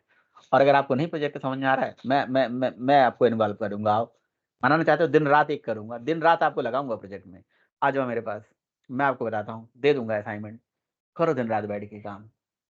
कम से कम 10 प्रोजेक्ट हैं, 10 प्रोजेक्ट हैं मैं बता रहा हूँ, और करना है बैठ के। नहीं आइडिया तो आओ दे देते हैं। और करना है, दिन रात बैठ के करना है, लगे रहो। ठीक है। हार मान जाते हैं मेरे भाई, हार मान जाते हैं। मैं बता रहा हूँ, मेरे पास 10 लोगों का ग्रुप होता है बैच में जो प्रोजेक्ट के लिए रियली इंटरेस्टेड रहते हैं, क्योंकि सबको चाहिए रस मलाई रसगुल्ला खाना है, सबको एकदम बिल्कुल रसगुल्ला, है ना। लेकिन मेहनत नहीं करना चाहते हैं। एक टास्क दे देता हूँ ये तो किसी के दादी बीमार हो जाती हैं, किसी के दादी हॉस्पिटलाइज हो जाती हैं, किसी के यहाँ क्या हो जाता है। मैं लिटरली, मैं मुझे बहुत गुस्सा आता है, लिटरली मैं बता रहा हूँ, मेरी बात को मानना। किसी के कुछ हो जाता है, किसी को कुछ हो जाता है, वो कहते हैं कि जी अभी मैंने एक लड़के को काम दिया, वो कह रहा है कि जी सर हमारे यहाँ ऐसा हो गया, मेरे वहाँ वैसा हो गया। मैं नाम नहीं लेना चाहता हूँ यार किसी का स्पेशली, है ना। मैं सर ऐसा फंस गया, मैं वैसा फंस गया। मैं कभी किसी का एक्सक्यूज देता हूँ? भाई साहब रोज डेली बेसिस पे क्लास आपको ले रहा हूँ, बता रहा हूँ, है ना। अपना मैनेज कर रहा हूँ, अपने ऑफिस की चीजें भी मैनेज कर रहा हूँ। मैं आपसे कभी कहने आ रहा हूँ कि जी मेरे यहाँ प्रॉब्लम है, ये समस्या है, वो समस्या है? मैं कभी नहीं कहने आ रहा हूँ, क्योंकि आपकी लाइफ की, आपकी जो पर्सनल प्रॉब्लम है, कोई नहीं सुनने में इंटरेस्टेड है, और मैं भी नहीं सुनने में इंटरेस्टेड हूँ। आप अपना पर्सनली अपने हिसाब से आप देखिए कैसे मैनेज करो। अगर आप पढ़ने आ रहे हो, आप टेक्निकली स्ट्रांग बनना चाहते हो, लाइफ में आप अपना आगे बढ़ना चाहते हो, आने वाले टाइम पे 50-60 लाख का पैकेज लेना चाहते हो, तो लग जाओ दिन रात एक करके। कोई पर्सनल एक्सक्यूज नहीं चलेगा कि आज हमारे यहाँ ये होना है, आज हमारा वहाँ वो होना है, आज हमारे फंक्शन है, आज हमारा बर्थडे, आज हमारा पार्टी है, आज हमारा रूम चेंज हो रहा है, आज हमारा जो है न जाने कितने सारे बहाने। मैं तो ये सब एग्जांपल मैं आपको बता रहा हूँ, ये सब बहाने आते हैं हमारे क्लास। ठीक है। मैं उसको सब बहाना मानता हूँ, सब कुछ बहाना है ये। लिटरली मुझे नहीं सुनना, I am not interested on that topic. बिल्कुल नहीं इंटरेस्टेड हूँ, सही बता रहा हूँ मैं। मुझे बहुत वो नाराजगी होती है कि लोग कहते हैं अच्छा जी आज तो हमारे यहाँ ये पर्सनल काम है, ये बहुत ज्यादा नहीं भाई। अच्छा चलो 1 दिन काम हो सकता है, 2 दिन काम हो सकता है। अच्छा ऐसा ही क्यों होता है जब जब आपको टास्क दे देंगे तो उसी दिन अगले दिन काम आ जाएगा। बोलेंगे ये मॉड्यूल बनाना है, तो अब बंदा सोचता है कि ये तो बड़ा मेहनत का कष्टप्रद वाला काम हो गया ना। कि नॉर्मल तो हमें सबको पता है कि ये डेटा यहाँ है, ये फाइल यहाँ जाएगी, ये रिक्वेस्ट यहाँ से ऐसे प्रोसेस होगा। लेकिन जब उसको रियल सिनेरियो से अभी दे देंगे, कुछ कंडीशन उसमें लगा देंगे, सबको पता है एक फॉर्म आएगा। जैसे मैंने अभी एक बंदे को टास्क दिया, मैंने एक टास्क दिया कि भाई एक काम करो, एक फॉर्म आ रहा है, फॉर्म से डेटा उठा के सबमिट कर दो। अब क्लाइंट की ऐसी रिक्वायरमेंट थी, वो कह रहा है कि भाई मुझे ना जब जब बैंक अकाउंट है, बैंक अकाउंट की जो डिटेल है एक बार बंदा ऐड कर दे, ऐड करने के बाद अगली बार जब लॉगिन करे तो बैंक अकाउंट डिटेल नहीं आना चाहिए, क्योंकि बैंक अकाउंट वो लाइफ में बस एक बार ऐड कर पाए, बार-बार नहीं ऐड कर पाए। अब ये लॉजिक लिखना है। इस तरह के लॉजिक के ही पैसे हैं, इस तरह के लॉजिक के पैसे हैं। अब वो कह रहा है कि जी लॉगिन करते ही सारे यूआरएल सिक्योर हो जाएँ। इन यूआरएल को ये परमिशन हो तो ये डिटेल दिखे, इन यूआरएल को ये परमिशन हो तो ये डिटेल दिखे। तो इसी बात के पैसे हैं भाई। नॉर्मल फ्लो का सब कुछ पता है कि ऐसे चल रहा है, ये एंटिटी है ये, लेकिन पहले बेसिक अंडरस्टैंडिंग इसकी भी होनी ज़रूरी है। अगर हमें पता होगा एंटिटी ये है, टेबल ये है, कांसेप्ट हमारा क्लियर होगा। अगर शायद शायद आपको कांसेप्ट क्लियर होता जेएसपी का या किसी को भी, तो शायद और अच्छे से और जल्दी कर लेता है वो काम, है ना? तो ये बात है, तो सब पढ़ो, सब करो और खूब मेहनत करो। आप लोग अपना पढ़ रहे हो, अच्छा कर रहे हो। मैं बिल्कुल ये नहीं कहूँगा कि आप अच्छा नहीं कर रहे हो। आप लोग समय दे रहे हो, इतना समय से पढ़ रहे हो, मेहनत कर रहे हो, बस सैल्यूट है, बहुत अच्छा है। लेकिन we need some more effort, some project effort. जो भी काम करो, जैसे ऊप्स पढ़ा, एक प्रोजेक्ट बनाओ। मेरा बात मानो, प्रोजेक्ट बनाओ। ऊप्स के प्रोजेक्ट का मेरे वीडियोज़ आप देखो, मैंने एक आध वीडियो डाला है। मैं और डालूँगा, मैं आने वाले टाइम पे ऊप्स के कम से कम 10 प्रोजेक्ट वहाँ भर दूँगा। ठीक है? अच्छा जी, मल्टी थ्रेडिंग पढ़ी, सॉकेट प्रोग्रामिंग पढ़ी, सॉकेट प्रोग्रामिंग का एक प्रोजेक्ट बना डालो। सॉकेट प्रोग्रामिंग की एक प्रोजेक्ट बना दो। ठीक है? आपने जी क्या पढ़ा? जेएसपी सर्वलेट पढ़ा, प्रोजेक्ट बना डालो। ये किसी भी चीज़ का प्रोजेक्ट बना डालोगे, वो टॉपिक आपको टिप्स पे रहेगा याद। वो टॉपिक में प्रैक्टिकल बेसिस पे तो कहीं नहीं फँसोगे, मैं गारंटी बता रहा हूँ आपको। मज़ा आएगा, आपका माइंड ब्रॉड हो जाएगा। भले ही आप थोड़ा-सा इंटरव्यू स्किल, तो इसीलिए 2 तरह की स्किल चाहिए होता है एक बंदे के अंदर। एक इंटरव्यूइंग स्किल, इंटरव्यू को कैसे क्रैक करना है, और दूसरा वो डेवलपमेंट की skill. Development skill, real development की स्किल। और एक्चुअली में वो डेवलपमेंट स्किल बहुत मायने रखती है। इंटरव्यू वाली चीज़ें तो देखो आप 10 दिन 15 दिन तैयारी करके कुछ नेट से क्वेश्चंस पढ़ के वो निकाल सकते हो। बट जो डेवलपमेंट स्किल है पूरी लाइफ टाइम आपको हेल्प करेगा। कि एक टास्क मिलेगा तो आपको आइडिया है खट, खट, खट कहाँ से कैसे-कैसे कोड लगाना है, चिपका दिया, लगा दिया, काम हो गया। चलिए, टाइम वेस्ट नहीं करते हैं, आगे बढ़ते हैं भाई। हाँ, धीरज। तो Yes, sir. ज़रूरी वाली चीज़ें थी। देखो ऐसे मोटिवेशन हमें लाइफ में चाहिए होता है। ऐसा मोटिवेशन पढ़ना is not a very big deal. Motivated रहो, हमेशा एनर्जेटिक रहो, एकदम 24 घंटे, ठीक है? खूब पानी पियो गर्मी में, ठीक है? चलो, नींबू पानी, कुछ और नहीं है। तो यार ये कैसे हुआ, क्या कहानी हुई? आगे क्या कहानी हुई? फिर मैं एंटिटी क्लास बना दिया और ये बना दिया, और क्या बनाया हुआ है आपने? और एक मॉडल है तो मॉडल क्लास किस पैकेज के अंदर आपने रख रखा है? डाओ के अंदर। तो डाओ के अंदर मॉडल क्लास बना रहे हो, थोड़ा अजीब नहीं लग रहा है? यूजर मॉडल और डाओ क्लास थोड़ा अजीब नहीं लग रहा है ये सर्विस क्लास होना चाहिए ना, इसमें प्योर बिजनेस लॉजिक लिख रहे हो, या यूजर डाओ होना चाहिए इस क्लास का नाम। और याद है मैंने इसके लिए मैंने क्या करा था काम? मैंने एक इंटरफेस बनाया था और उस इंटरफेस में सारे मेथड डिक्लेयर किया था। उस इंटरफेस की इम्प्लीमेंटिंग क्लास बनाई थी, राइट? तो थोड़ा-सा चेंज करना चाहिए था आपको। जो करेक्शन है वो मैं आपको बता रहा हूँ, बट नेक्स्ट डे मुझे वो सारे करेक्शन दिखने चाहिए। ठीक है ना? समझ गए ना मेरी बात मैं क्या कहना चाह रहा हूँ? जैसे आप एक प्रोजेक्ट बनाने जा रहे हो, राइट? तो जो भी प्रोजेक्ट की बिज़नेस फंक्शनैलिटी या बिज़नेस लेयर है, उन सारे बिज़नेस लेयर को इंटरफ़ेस के थ्रू डिक्लेयर करके ये सारे मेथड को, जैसे मुझे यूज़र को ऐड कराना है, उसको अपडेट कराना है, उसको डिलीट कराना है, उसको कुछ और कराना है, ऐसे सारी फंक्शनैलिटी को इंटरफ़ेस के फॉर्म में डिक्लेयर करके सब रख दो। तो कहते नहीं है कि इंटरफ़ेस हम प्रोजेक्ट लेवल पे क्यों बनाते हैं? Why we are creating the interface? When we have a requirement specification not implementation, then go for the interface. मेरी रिक्वायरमेंट आई, सर ने मुझे ये बोला कि एक सेंड ओटीपी का प्रोजेक्ट बनाओ, एक ईमेल पासवर्ड वेरिफिकेशन का एक मतलब बिजनेस लॉजिक लिखो, यूजर को रजिस्टर करने का कोड लिखो, डेटा फेच कराने का कोड लिखो। तो जब भी प्रोजेक्ट लेवल पे ये सब रिक्वायरमेंट आई तो इन सारे रिक्वायरमेंट को अपने दिमाग में रख के उसके लिए एक इंटरफेस बना के छोड़ दो। समझे कि नहीं समझे बात को? तो एक्चुअली डाओ में आपको इंटरफेस बनाना चाहिए था, यूजर इंटरफेस, क्योंकि यूजर के लिए बना रहे हो। यूजर डाओ, यूजर सर्विस जो भी है, इंटरफेस बनाओ और उसमें सारे मेथड डिक्लेयर कर दो। Save user, gate user, list user, fetch user, update user, delete user. समझे बात को? हो जाएगा धीरज? और फिर उसके बाद में उसकी इंप्लीमेंटेशन दो, क्योंकि इंप्लीमेंटेशन बाद में आप करोगे, उसमें लॉजिक अपने मन से आप बाद में लिखोगे। ठीक है, चलो फिलहाल आपने पता क्या सोच के बना लिया मॉडल? ये आपको ऐसा लगा होगा या आपने चैट जीपीटी से उठाया होगा, कहीं से कोड उठाया होगा, राइट? तो कोई बात नहीं, लेकिन कोड उठाना is not a very big deal. कोई बात नहीं, कोड लिखना ही कुछ दिन भर बैठ के लिखना ही नहीं है।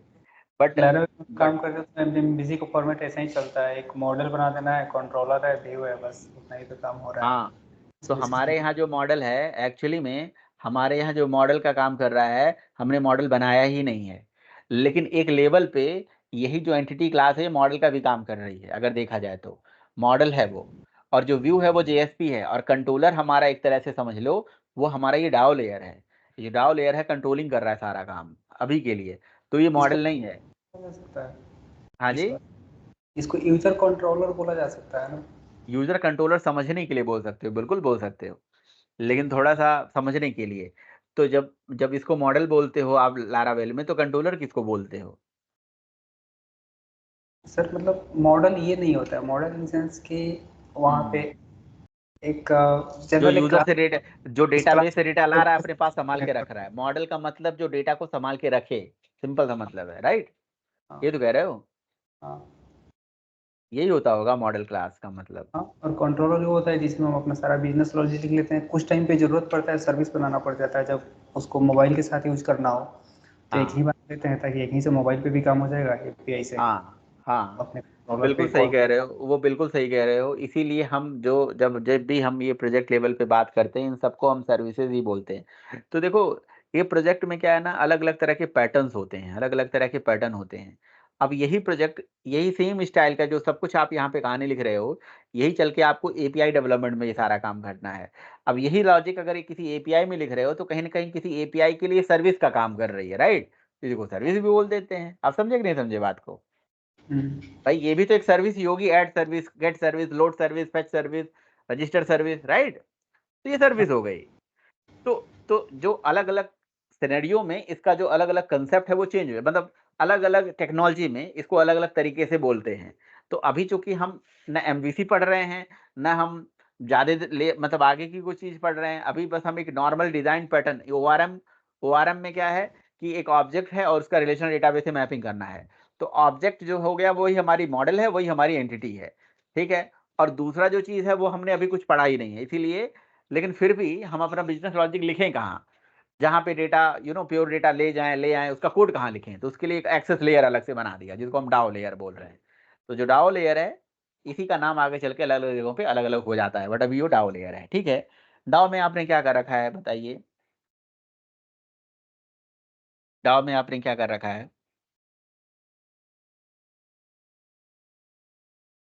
म्यूटेड हो आप।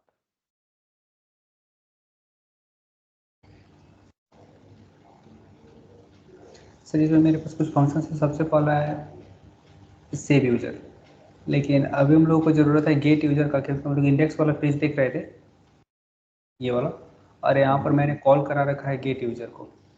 तो गेट यूजर को मैंने किया यहाँ पर यह है कि इसका रिटर्न टाइप लिस्ट टाइप का बना दिया है, क्योंकि मुझे मल्टीपल डेटा को लाना है। अब शायद सर कोई और सेकेंडरी उपाय हो सकता था, मुझे जो दिखा उस तरीके से मैंने बनाया। यही चीज है बेस्ट भाई। कभी भी बहुत सारे, जब बात आ जाती है मेनी चीजों की, तो हमेशा लिस्ट या कोई कलेक्शन, तो आपने इसीलिए इसको लिस्ट या कलेक्शन दे दिया। मेनी मतलब मल्टीपल चीजें, मल्टीपल यूजर्स, मल्टीपल डेटा, और मल्टीपल डेटा को रखने के लिए इसीलिए आपने लिस्ट ले लिया। कोई दिक्कत नहीं है, बेस्ट है। बट इसमें ये न्यू कनेक्शन प्रोवाइडर क्या कर रहे हो भाई? ये क्या कर रहे हो न्यू कनेक्शन प्रोवाइडर, ये बार बार? और ये कनेक्शन प्रोवाइडर डॉट, ये क्या कर रहे हो? ये आपको नहीं लग रहा है कि न्यू कनेक्शन प्रोवाइडर कोई क्लास है क्या, न्यू कनेक्शन प्रोवाइडर? हाँ, जो जहाँ से कनेक्शन आ रहा है दिखाओ ना। दिखाओ दिखाओ दिखाओ दिखाओ। बनाए उन्होंने। नहीं, हम्म? ये ही इसका अरे ऑटोमेटिक जो आईडी का वो है कंट्रोल वो कुछ कर दिया है। कंट्रोल कंट्रोल के साथ क्लिक तो करो मेरे भाई, कंट्रोल के साथ क्लिक करो ना, अभी आपको दिख जाएगा इन कनेक्शन प्रोवाइडर क्या है। कंट्रोल लगो, हाँ क्लिक कर दो ऐसे, ठीक है बिल्कुल। ये है कनेक्शन प्रोवाइडर। एक्चुअली इसका नाम कनेक्शन प्रोवाइडर ना होके सेशन प्रोवाइडर होना चाहिए था, और सेशन प्रोवाइडर होना चाहिए, सेशन फैक्ट्री प्रोवाइडर होना चाहिए। इसको आपने सिंगलटन बना रखा है और इसमें लिख रखा है कि अगर ये कनेक्शन की वैल्यू, सेशन की वैल्यू नल हो तो वो सेशन फैक्ट्री बनाए, नहीं तो वो पुराना सेशन रिटर्न कर दे। और इसके मेथड को आपने स्टैटिक बना रखा है, राइट। तो फिर आपको ऑब्जेक्ट बनाने की जरूरत है नहीं, वहां जाके बार बार जाइए कोड में अपने, आपको ऑब्जेक्ट बनाने की जरूरत नहीं है, वो लाइन हर जगह से डिलीट मार दीजिए, है ना। ये लाइन आपने थोड़ा सोचा कि स्टैटिक मेथड क्लास के नेम से चल जाते हैं डायरेक्टली हर जगह पे, ठीक है, समझे। तो आपने सीधे सेशन फैक्ट्री से सेशन निकाल लिया और ओपन सेशन मेथड चला के सेशन को निकाल लिया, ठीक है। चलिए जी, सेशन निकल गया। अच्छा जी, आगे की कहानी क्या हो रही है, आगे की कहानी कैसे काम कर रही है, हटा दो कोई नहीं, बाद में देख लेंगे। आगे की कहानी क्या हो रही है, सबसे पहले आप गेट यूजर लिस्ट के बारे में सर बताइए यहाँ कि इसमें पे एक क्या करा। दिक्कत हो रहा था, जो डेटा निकालने के लिए सो मैंने पढ़ा यहाँ पे एसक्यूएल यूज करना पड़ेगा। इस तरीके से सारा डेटा को निकाल नहीं पा रहा था, क्योंकि जब मैंने गेट बताया था, गेट मैंने पढ़ा तो उसमें देखिए कोई वहाँ से कोई एक ही ऑब्जेक्ट, मतलब एक ही डेटा आ सही बात पाएगा। है, सही बात है, वेरी नाइस, वेरी गुड। क्योंकि गेट मेथड से एक रिकॉर्ड लोड होता है डेटाबेस से, और अगर आपको बहुत सारा डेटा लेके आना है डेटाबेस से तो आप उसमें एचक्यूएल यूज करोगे। तो इसके लिए आपने क्या कर रखा है वो बताइए। चलो मैं एक्सप्लेन कर देता हूँ, आप शायद सर बहुत ये अच्छे जो से मैंने एक्सप्लेन नहीं कॉपी करोगे। किया है वो हाँ हाँ हाँ, मैं कैसे मैं होगा? बता देता हूँ, मैं बता देता हूँ, ठीक है। यहाँ तक तो आपको कहानी पता है कि भाई आपने अपने कनेक्शन प्रोवाइडर के ऊपर से सेशन फैक्ट्री चला के ओपन सेशन से सेशन निकाल लिया, क्योंकि ये स्टेप बार बार हम अभी भी पढ़े हुए थे, ठीक है। ये लाइन चलाने से हमारा सेशन आ जाता है। अब सेशन के ऊपर आपने बिगन ट्रांजेक्शन करके ट्रांजेक्शन भी ला दिया, लेकिन अब हमारा उद्देश्य ये था कि हम डेटाबेस से बहुत सारा रिकॉर्ड लेके आएँ और डेटा हमारे पास आ जाए। तो हम कैसे लेके आएंगे, तो जैसे सेशन के पास, हाइबरनेट के पास एक सेव मेथड होता है, सेव और अपडेट मेथड होता है, परसिस्ट मेथड होता है, ऐसे ही उसके पास एक मेथड होता है क्रिएट क्वेरी मेथड। तो जो क्रिएट क्वेरी मेथड होता है ये सेशन का ही मेथड है, जो ये कहता है कि भाई आप ना मेरे अंदर, आप चाहो तो एसक्यूएल क्वेरी लिख के डेटाबेस से डेटा ला सकते हो। एसक्यूएल क्वेरी भाई, एसक्यूएल क्वेरी, समझ रहे हो मेरी बात। एसक्यूएल क्वेरी इसका मतलब हाइबरनेट में एसक्यूएल क्वेरी लिखी जा सकती है। हाँ भाई, हाइबरनेट के अंदर एसक्यूएल क्वेरी लिखी जाती है, ठीक है। आप एसक्यूएल क्वेरी लिख के डेटाबेस से डेटा, ठीक है, तो एसक्यूएल क्वेरी से डेटा ला सकते हो। एक सेकंड, क्या क्या हुआ। ठीक है। तो एसक्यूएल क्वेरी से डेटाबेस से डेटा ला सकते हो, लेकिन भाई हम पढ़ रहे हैं जब ओआरएम, तो हम एसक्यूएल क्वेरी क्यों लिखेंगे, हम हमारे प्रोजेक्ट को एसक्यूएल के स्पेसिफिक क्यों करेंगे, तब वो डेटाबेस स्पेसिफिक हो जाएगा। चाहे तो लिख सकते हैं, कई कई काम नहीं चलता तो लिखते भी हैं, ठीक है ना। तो हाइबरनेट हमें अलग अपने ही, हाइबरनेट ने कहा कि भाई सुनिए, आपको ना, आपको आपको खुद क्वेरी लिखने की जरूरत नहीं है, आपको खुद क्वेरी लिखने की जरूरत नहीं है। अगर आपको खुद क्वेरी लिखोगे तो उसमें बहुत ज़्यादा टाइम लगेगा, बहुत ज़्यादा एफर्ट लगेगा। आपको एसक्यूएल क्वेरी लिखने की जरूरत नहीं है, आप हमारे दिए गए बनाए गए क्वेरी को फॉलो करो, जिसको हम एचक्यूएल बोलेंगे, हाइबरनेट क्वेरी लैंग्वेज।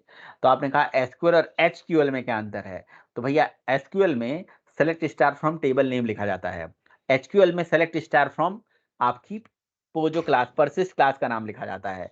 तो ये डिफरेंस है, समझ रहे हो। तो ये जो लिखा है ना फ्रॉम यूजर, तो ये फ्रॉम यूजर आपके टेबल का नाम नहीं है, फ्रॉम यूजर आपकी एंटिटी क्लास का नाम है।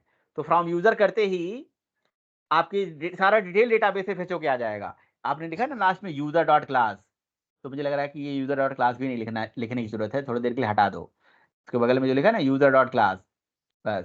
और यहाँ पे ये जो सेमी कॉलन है ये भी हटा दो, कॉमा हटा दो, कॉमा हटा दो, ये ओवरलोडेड मेथड है, ठीक है। अच्छा ये डिप्रिकेट हो गया है ये तरीका, चलो वैसे ही कर दो, ठीक है। ये डिप्रिकेट हो गया है, ये क्रॉस करके जो आ रहा है इसका मतलब वो डिप्रिकेट हो गया, ऐसा नहीं कि वो चलेगा नहीं, बट इतना ही करने का से काम हो जाएगा। तो क्रिएट क्वेरी जो मेथड है ये सेशन का मेथड है, लाइन को हाईलाइट करिए।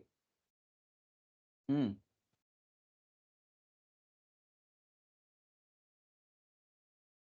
एक सेकेंड,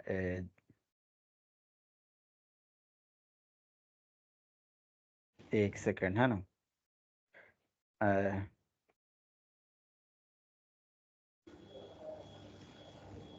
अ,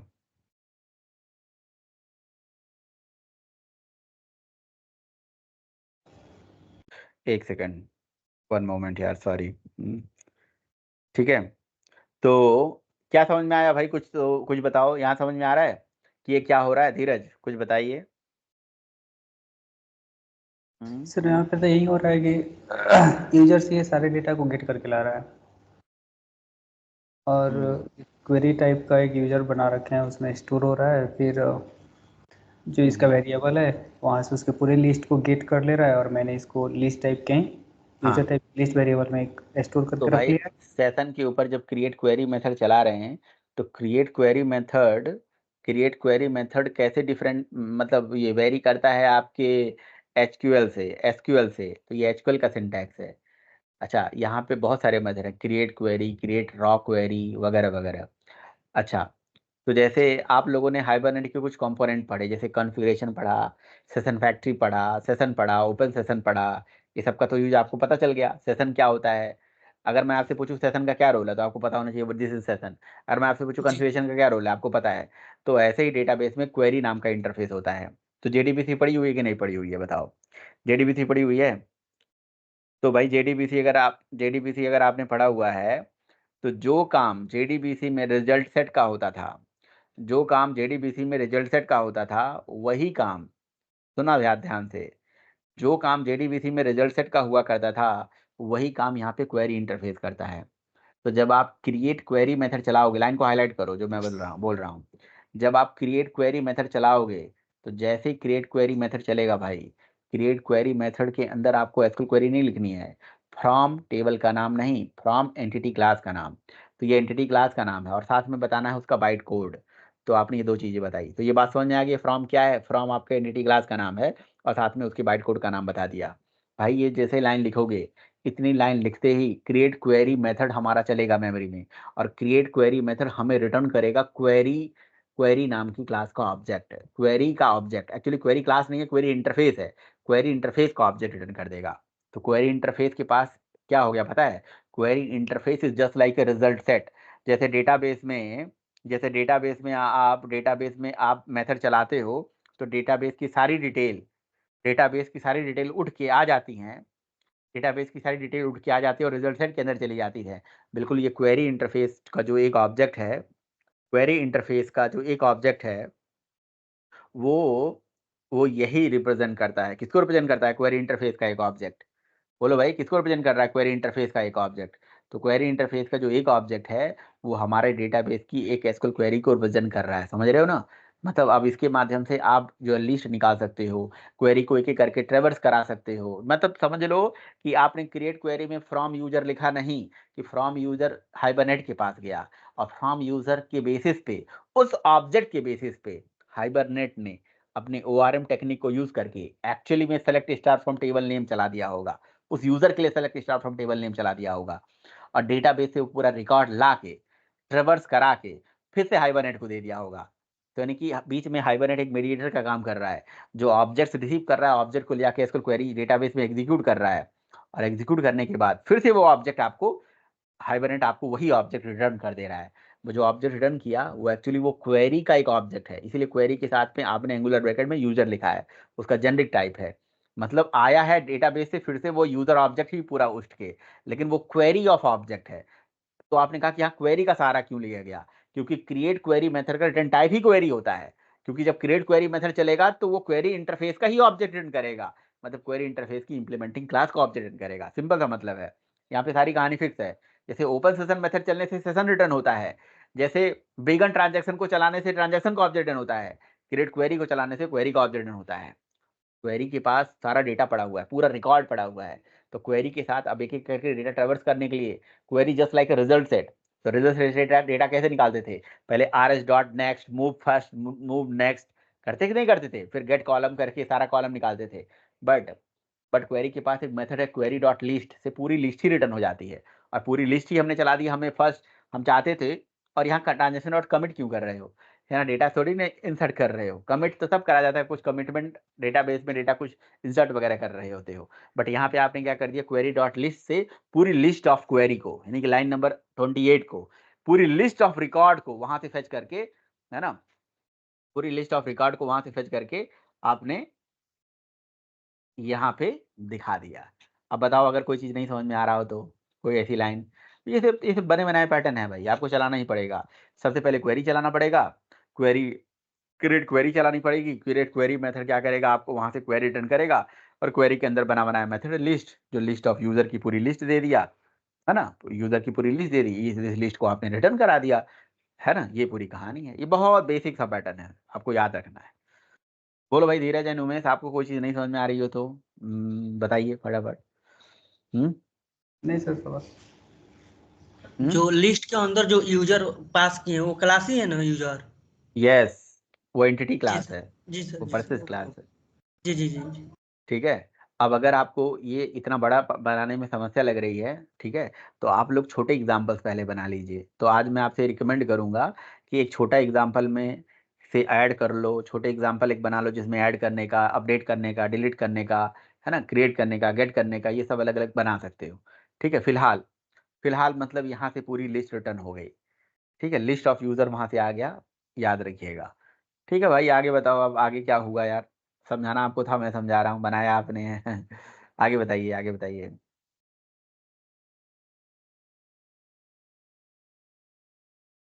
muted, still muted, still muted. ऊपर एक यूजर टाइप का लिस्ट बना हुआ है जो कि नल करके रखा गया है, यूजर वन नाम से है, और इसी के वेरिएबल में मेरा जो डेटा रिटर्न हो रहा है उसमें मैं स्टेप करवा ले रहा हूँ। अभी आवाज आ रहा है, एक क्या सेकंड कह सर, रहे हो? हाँ ठीक है, कोई बात नहीं, अभी मैनेज हो रहा है। हाँ। डेटा आ गया। हम्म अब इसके बाद मैंने यहाँ पे एक लूप चलाया है, हम्म। और शायद इसको फॉर ईच लूप अच्छा, बोलते लाइन नंबर 20 पे वो सीधे मेथड चला दिया आपने, हैं। लाइन हाँ नंबर 20 पे वो मेथड चला दिया, बट यहाँ पे ये 2 लाइन लिखी भाई, 20 नंबर लाइन, 17 नंबर लाइन, ये क्यों लिखी हुई है? सर 17 नंबर लाइन इसलिए कि उधर से जो डेटा रिटर्न हो रहा है ना, लिस्ट है, यूजर टाइप का लिस्ट है, तो उसके लिए मेरे पास एक वेरिएबल होना चाहिए। सो यूजर वन नाम का मैंने एक वेरिएबल बनाया है, लेकिन ये यूजर टाइप की एक लिस्ट है, हाँ। इसको मैंने नल रखा है, और इसके बाद जब मैं कॉल करवा रहा हूँ जो डेटा मेरा रिटर्न हो रहा है उसी टाइप का वेरिएबल में यहाँ पे स्टोर हो जा रहा है यूजर वन में। ठीक है, और तो यहाँ उसको पर 2 बार लिखने की क्या जरूरत थी? अरे भाई वो जेएसपी का डिक्लेरेशन टैग है, डिक्लेरेशन टैग का मतलब हो गया is the kind of global variable. हाँ समझो, अभी यूजर वन का जो यूजर वन वेरिएबल है उसका स्कोप ग्लोबल हो गया। हाँ समझे कि नहीं समझे बात? सर, कब यही आप ही लिख के दिए थे ये वाला अच्छा, लाइन। नहीं नहीं वो तो मैं ठीक है, बट आपको ये बताना है कि लिस्ट यूजर जो है, वो लिस्ट यूजर का मतलब आपने वहां ग्लोबल वेरिएबल बना दिया, उसका स्कोप ग्लोबल हो गया, आपको पता होना चाहिए, डिक्लेरेशन टैग है वो। सर लाइन नंबर 16 जेएसपी से नहीं 18 है, तक। हाँ, जेएसपी मैंने पढ़ा ही नहीं है। नहीं नहीं कोई बात नहीं, जेएसपी का डिक्लेरेशन टैग है, डिक्लेरेशन ये बेसिक नियम है, मान लो नहीं पढ़ा है, बट किसी भी टेक्नोलॉजी में जब आप काम करोगे, तो आप एक, जब मान लो आपने सब कुछ सही किया बट वेरिएबल नहीं मिल रहा है, तो कैसे आप समझोगे? तो आप ये देखोगे कि यार वहाँ पे वहाँ चेक करोगे कि यार ये कहीं कहीं ऐसा तो नहीं है, डेटा क्यों नहीं आ रहा है, तो देखो यार वो कहीं ऐसा तो नहीं ना कि वो वेरिएबल सही से नहीं लिखा गया है, कुछ और सही से नहीं चीजें लिखी गई हैं, कुछ तो ऐसा होगा। ठीक है, और चूंकि ये जो लिस्ट है इसको इंपोर्ट कराना पड़ेगा, इसलिए सबसे ऊपर टॉप पे आपका इंपोर्ट, आपका यही एरर आ रहा था, आपने सही से इंपोर्ट नहीं किया था, बस ऊपर जाओ ना थोड़ा सा, आप कंट्रोल स्पेस करते हो तो इंपोर्ट अपने आप लिखा जाता है, ऊपर जाइए, ये देखिए ये सब सारी चीजें, पेज लाइन पे जो इंपोर्ट किया है, लिस्ट लिखा है, ये सब ना लाइन नंबर 2 3 पे, ये सब आपको इंपोर्ट करना पड़ेगा। लाइन नंबर 2 और 3 देखिए, ये लिस्ट को इंपोर्ट किया था हमने, ठीक है, तो ये सारी चीजें इंपोर्ट करी हुई है, और यूज बिन टैग भी लगाया हुआ है आपने, तो ये यूज बिन टैग से क्या होता है आपको पता है? किसी बीन क्लास का ऑब्जेक्ट बनाने के लिए, हाँ इससे हमारी बीन क्लास का ऑब्जेक्ट बनता है, तो आपने यूजर क्लास का ऑब्जेक्ट बना के उसकी आईडी यूजर दे दिया है, जिसका स्कोप आपने रिक्वेस्ट ले रखा है। इसका मतलब क्या है पता है? इस बीन का ऑब्जेक्ट का जो स्कोप होगा वो जब तक रिक्वेस्ट है तब तक ही रहेगा, ये सिर्फ पर्टिकुलर रिक्वेस्ट के लिए रहेगा, हाँ ऐसा सर, है। तो इसका और टाइप था यहाँ पे, वो समझ नहीं। रिक्वेस्ट है, सेशन है, एप्लीकेशन है, वगैरह वगैरह, और भी होगा, बिल्कुल होगा, ठीक पेज है। होगा। हाँ हाँ, तो एप्लीकेशन का मतलब इसका जो बीन का जो कॉन्टेक्स्ट है वो पूरी एप्लीकेशन में सबके लिए सेम होगा, ऐसा है। ये स्कोप की बात हो रही है कि हमारा बीन ऑब्जेक्ट कहाँ एक्सेसिबल रहेगा, कब तक जिंदा रहेगा। बेस्ट ही सही है। हम्म। सेशन रख दोगे तो उस पर्टिकुलर सेशन के लिए रहेगा। तो जेएसपी कॉल हर चीज को लिखो तो पहले नहीं पढ़े हो, अब तो पढ़ ले रहे हो, अब तो चीजें पता है ना। और क्या पढ़ाई होगी अलग से, बट जितना पढ़े उतना सॉलिड पढ़ लो भाई मेरे, इसको टेम्परेरी मत पढ़ो। बस इसको याद रहे कि हाँ हमें एक एक लाइन का मतलब पता है, यहाँ इससे ये होता है, इसके ये होता है। क्योंकि प्रोजेक्ट में तो काम वाली चीजें तो यही होती है ना, जब पढ़ाया जाता है तो बहुत कुछ पढ़ाया जाता है। जब जब काम वाली चीजें होंगी, वो जरूरत होंगी, फ्रिक्वेंटली यूज होंगी, उनको पढ़ लिया तो 80% तो चीजें कवर ही हो गई। गलत कह रहा हूँ? तो ये आइडिया होना चाहिए कि यूज बिन टैग से क्या होता है। अगर आपको जेएसपी में, देखिए जेएसपी में कम से कम स्क्रिप्टलेट टैग लगाना चाहिए। वो कहता है कि यूज बिन टैग आपको लगा के बीन का ऑब्जेक्ट बना सकते हो जगह जगह पे। तो इसके लिए जेएसपी नहीं पढ़े तो पढ़ो। बट यूजर क्लास का ऑब्जेक्ट जो बना है वो यूजर नाम है, और यूजर मॉडल का भी ऑब्जेक्ट बना दिया है आपने। तो तभी तो आप यूजर मॉडल 1 क्या है, यूजर मॉडल 1 क्या है, वही बीन का रेफरेंस ही तो है 7 नंबर लाइन पे जो लिखा हुआ है। 7 नंबर लाइन पे देखो लिखा है यूजर मॉडल 1।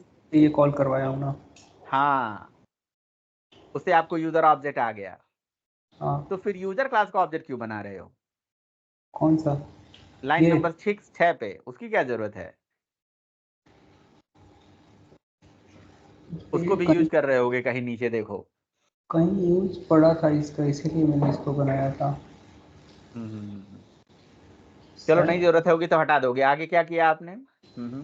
उसके बाद से इसमें डेटा आ गया है, लूप चला के और हर जगह पर डेटा प्रिंट करवा दिया। दिनेश आपको समझ में आ रहा है ये कैसे डेटा आ रहा है? उमेश सॉरी।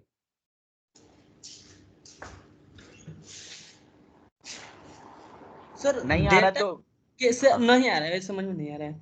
हाँ, अब समझाओ। धीरज बताओ भाई, अच्छे से समझाओ उमेश को। मुझे नहीं पता है, आप समझाओ उमेश। धीरज धीरज बताओ फटाफट।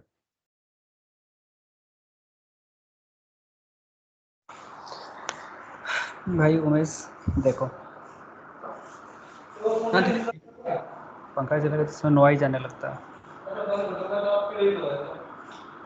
नहीं, वो नॉइज आने लगता है। कोई बात नहीं, खा लो। कोई बात नहीं, मैं रोज फैन ऑफ करके ही पढ़ाई करता हूँ, आवाज़ आने लगता है।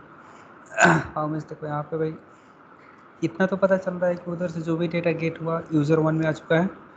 यूजर 1 में स्टोर हो गया वो, मान डेटा आ लीजिए। गया, ठीक है। हाँ हमारा काम ये है कि यहाँ पर देखना, अपना काम ये है कि यहाँ पे डेटा पहुँचाना है, यही है ना। डेटा तो ऐसे आया है, लेकिन जो डेटा है वो है लिस्ट के फॉर्म में, और हम लोग के यहाँ पे डेटा अपने व्यू पर चाहिए, यानी HTML के टेबल में चाहिए। तो अब देखना यहाँ पे इस वाले वेरिएबल में मेरा डेटा स्टोर है, और यूज़र टाइप का मैंने एक वेरिएबल बना दिया यूज़र 2 के नाम से। यानी कि यहाँ पे मैं एक ऐसे लिख दे रहा हूँ, थोड़ा समझना भाई। जैसे कि मान लो मेरे पास एक है, ऐसे एक लिखा हुआ है। धीरज भैया, जो यहाँ for user dot user two for each loop लगाए हैं ना डाटा निकालने के लिए, हाँ हैं? हाँ, ये जो यहाँ पर जो फॉर यूजर देखो डॉट देखो फॉर करेगा क्या। फॉर ईच जैसे मान लूप लगाए हैं। के चलो कि अपने पास यूजर 1 में 10 रोज पड़े हुए हैं, ठीक है। 10 रो, तब 10 रो समझ रहे हो ना क्या कहना चाह रहा हूँ? तो नहीं समझ रहे हो तो ऐसे समझो। मान लो कि ये लाइन है, इस तरीके का डेटा है, ये एक रो हुआ, ये दूसरा रो हुआ, और ये डेटा सारा का सारा एक ही फाइल में पड़ा हुआ है, मतलब एक ही वेरिएबल में पड़ा हुआ है। उसको एक्सट्रैक्ट करना है और अलग अलग जगह पर इसके अपने अपने जगह पर इसको रख देना है। तो और ये तुम्हारा लूप ये करता है कि जो भी डेटा होगा ना, एक एक करके निकालेगा। तो यूजर 1 का सबसे पहला डेटा निकाला, यूजर 2 में गया, यूजर 2 का मैंने क्या किया, पहले वाले डेटा को उसकी जगह पर सबको रख दिया। जैसे यूजर 2 से आईडी गेट कर लिया, फिर नेम गेट कर लिया, फिर ईमेल गेट कर लिया, फिर पहला चल गया, फिर से दूसरी वाली लूप चलेगा। दूसरी बार चलेगा तो दूसरे वाले रो का सारा डेटा पकड़ के ला देगा। दूसरे रो का डेटा खाने का मतलब ये है कि जैसे दूसरी बार ये चलेगा, तो इसको यहाँ पे नेम में कुछ नहीं मिला, नल प्रिंट कर दिया, ईमेल में भी ब्लैंक था, प्रिंट कर दिया। फिर तीसरा रो चलेगा, तीसरा रो में उसको आईडी मिलेगा भैया 5। जैसे जो नॉल प्राप्त किए हैं कोड में लाइए, कोड में जैसे यहाँ पर आप जो गेट नेम किए हैं गेट ईमेल, तो फर्स्ट वाला जो प्राप्त हुआ है, जो मेरा नाम और ईमेल आईडी है, तो प्राप्त हुआ, उसके बाद फिर उसको निकाला है, तो नल निकाला है कि फिर नाम निकाल सकता है? नल नहीं, वो डेटाबेस से वो वैसे ही आया है डेटा। डेटाबेस में देखोगे ना, रुको तुमको दिखा दे रहा हूँ, डेटा वैसे ही है, मेरा ब्लैंक पड़ा हुआ है वहाँ पे, समझे?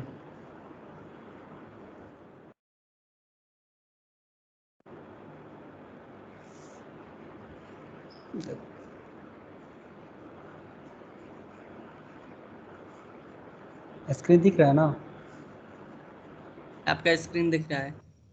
देखो यहाँ पे दिख रहा है आईडी नंबर 4 पे क्या है, नल डेटा पड़ा हुआ है, यानी साइन हाँ। अप कर उस टाइम वैलिडेशन लगा हुआ नहीं था, और मैंने डायरेक्ट ऐसे ही ब्लैंक डेटा डाल दिया है, और मेरा डेटा अच्छा। आके स्टोर हो गया है। ऐसे ही जा रहा हाँ। ना, 3 4 5, देखो वहाँ पे 4 6 और 7 पे डेटा नहीं होना चाहिए।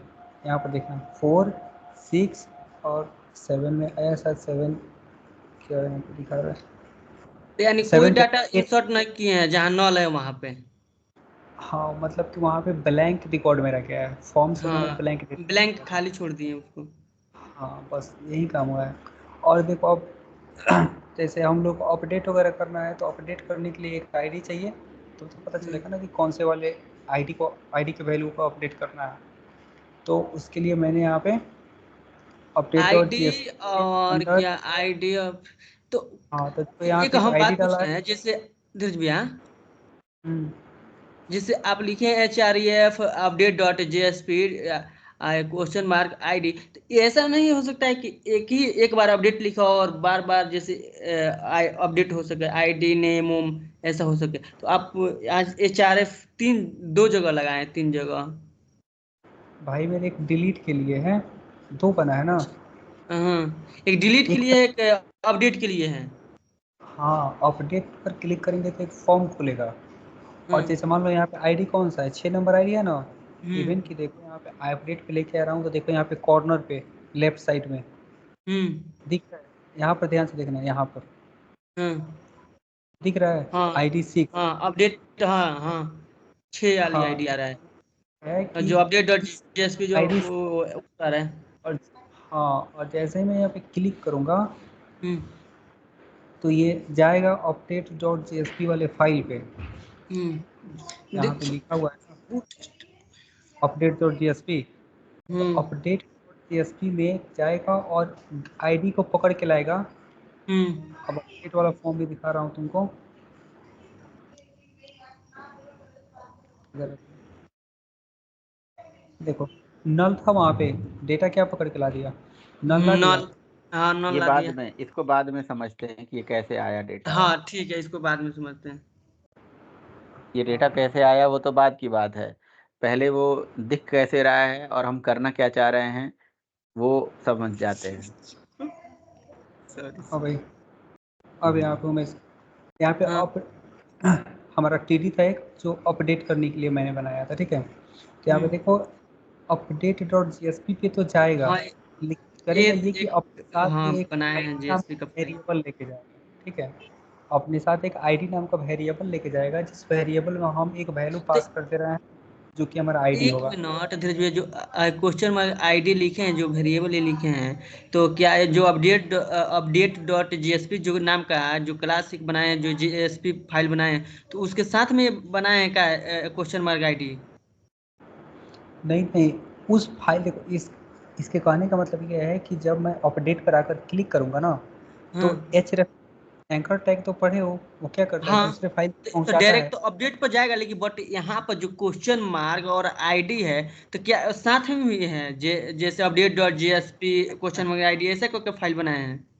हाँ, इसको बोलते हैं क्वेरी स्ट्रिंग, यानी कि जो हमारा हाँ ये URL के साथ एक गेट टाइप का आईडी नाम का वेरिएबल लेके जाएगा, जिसके अंदर में हमारा एक्चुअली ये आईडी आइडिया वेरिएबल लेकर कहाँ से आ रहे हैं, वो हमको नहीं समझ में आ रहा है। ID कहाँ से लेकर आ रहे हैं वो लोग?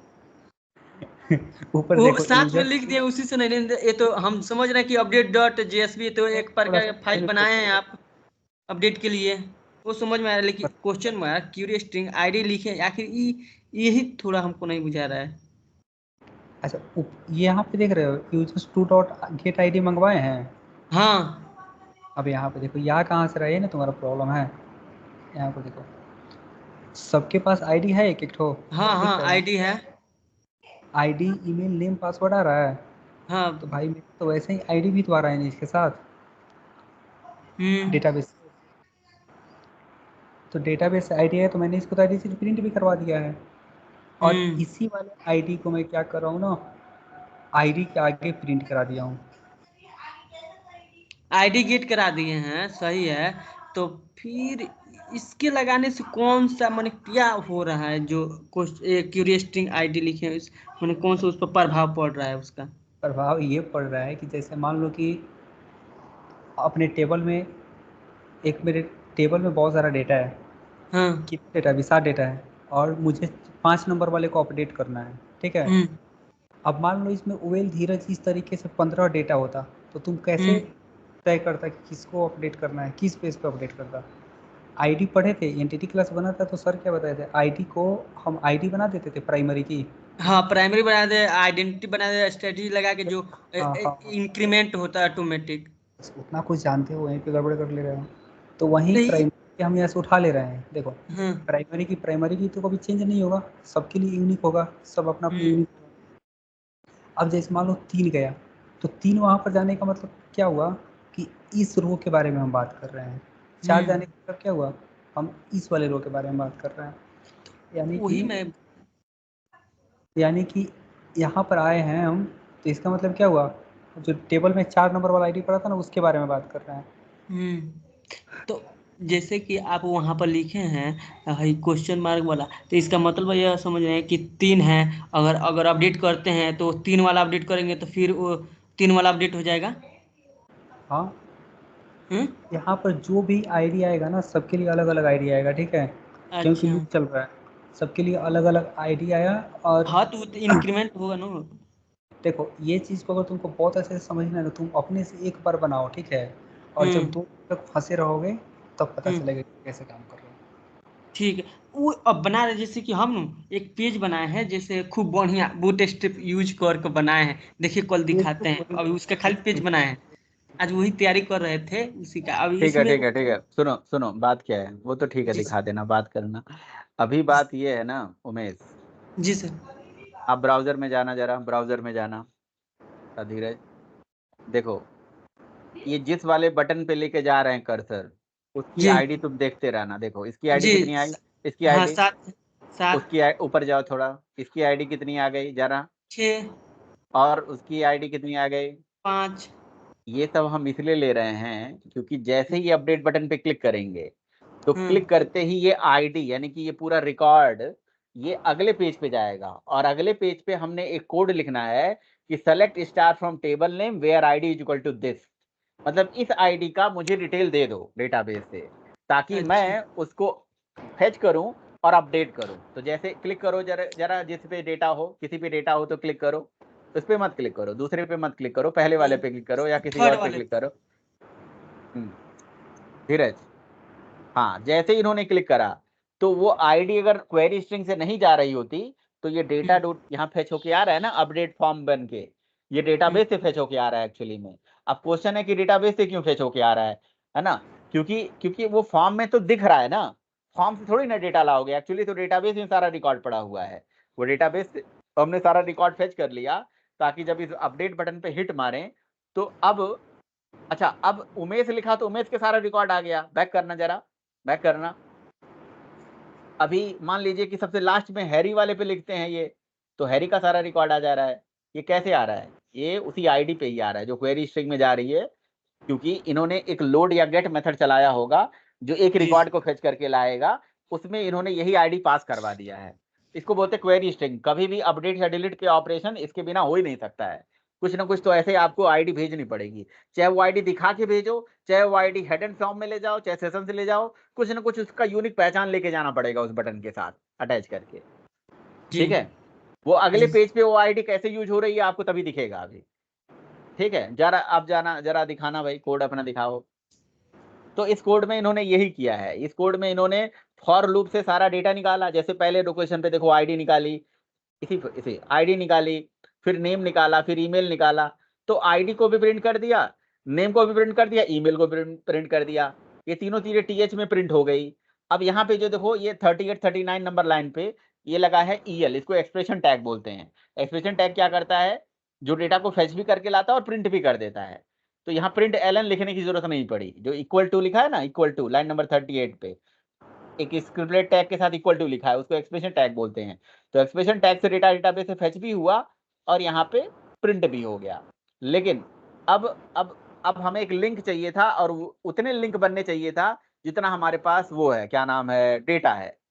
तो अगर डेटा फॉर ईच लूप से 20 फेच होके आया है तो लिंक भी 20 बनने चाहिए थे, सिंपल सा मतलब है। तो इसीलिए इसको भी लूप के अंदर डाल दिया है। और update JSP the query string update JSP ये बोल दिया कि अब रिक्वेस्ट हमारी अपडेट जेएसपी पे जाएगी, जिसमें आईडी को, आईडी नाम का एक वेरिएबल है, आईडी इज वेरिएबल नेम, उसमें वैल्यू क्या होगी, ये 1 2 3 4 ये उसी के साथ अटैच होके चली जाएगी। जब आप बनाओगे तो अपने आप पता चल जाएगा, सही कह रहे हैं ये। तो ये पूरा कहानी है इसकी, ठीक है। जी सर, जी सर। तो अब इसमें और कुछ बताना चाहते हो धीरज, या समझ में आ रहा है? मतलब आपको तो समझ में आ ही रहा है, आप तो किए ही हो, आपको पता ही है सब क्या हो रहा है। तो रिक्वेस्ट अल्टीमेटली ये सारा डेटा फेच करने का तरीका है। बट फेच के साथ अगर लाइन नंबर 40 को ये डिलीट मार दें, लाइन नंबर 40 को डिलीट मार दो, क्या दिक्कत है? नहीं दिखेगा, बस आपको डेटा फेच होके आ जाएगा। बट हमें फेच के साथ साथ अपडेट या डिलीट के लिए बटन भी ऐड करना है, साथ में वो फंक्शनलिटी भी परफॉर्म करनी है। तो इन्होंने एक बटन क्लास बना रखा है सक्सेस का, ठीक है, और साथ में एक और बटन बना रखा होगा डिलीट का। तो डिलीट में भी आईडी लेके जा रहे होंगे, ये देखो डिलीट में भी आईडी लेके जा रहे होंगे, ये जो डेंजर वाला बटन है इधर, ठीक है, ऐसे करके। बस यही पूरी कहानी है। सोर्स कोड तो आपके पास है ऑलरेडी, इसमें भी आईडी जा ही रही है ना भाई। तो डिलीट क्यों नहीं चल रहा है? डिलीट के लिए डिलीट की क्वेरी चलेगी। चलो फिलहाल अभी हम, ये फेच की क्वेरी हो गई, ये फेच की कहानी हो गई। और डिलीट की कहानी क्या है भाई, थोड़ा और लेके जाओ, थोड़ा सा नहीं, अपडेट की कहानी अब बताओ कैसे हो रहा होगा अपडेट। जब आप यहाँ पे बटन पे क्लिक कर रहे हो तो रिक्वेस्ट अपडेट और जेएसपी पे जा रही है।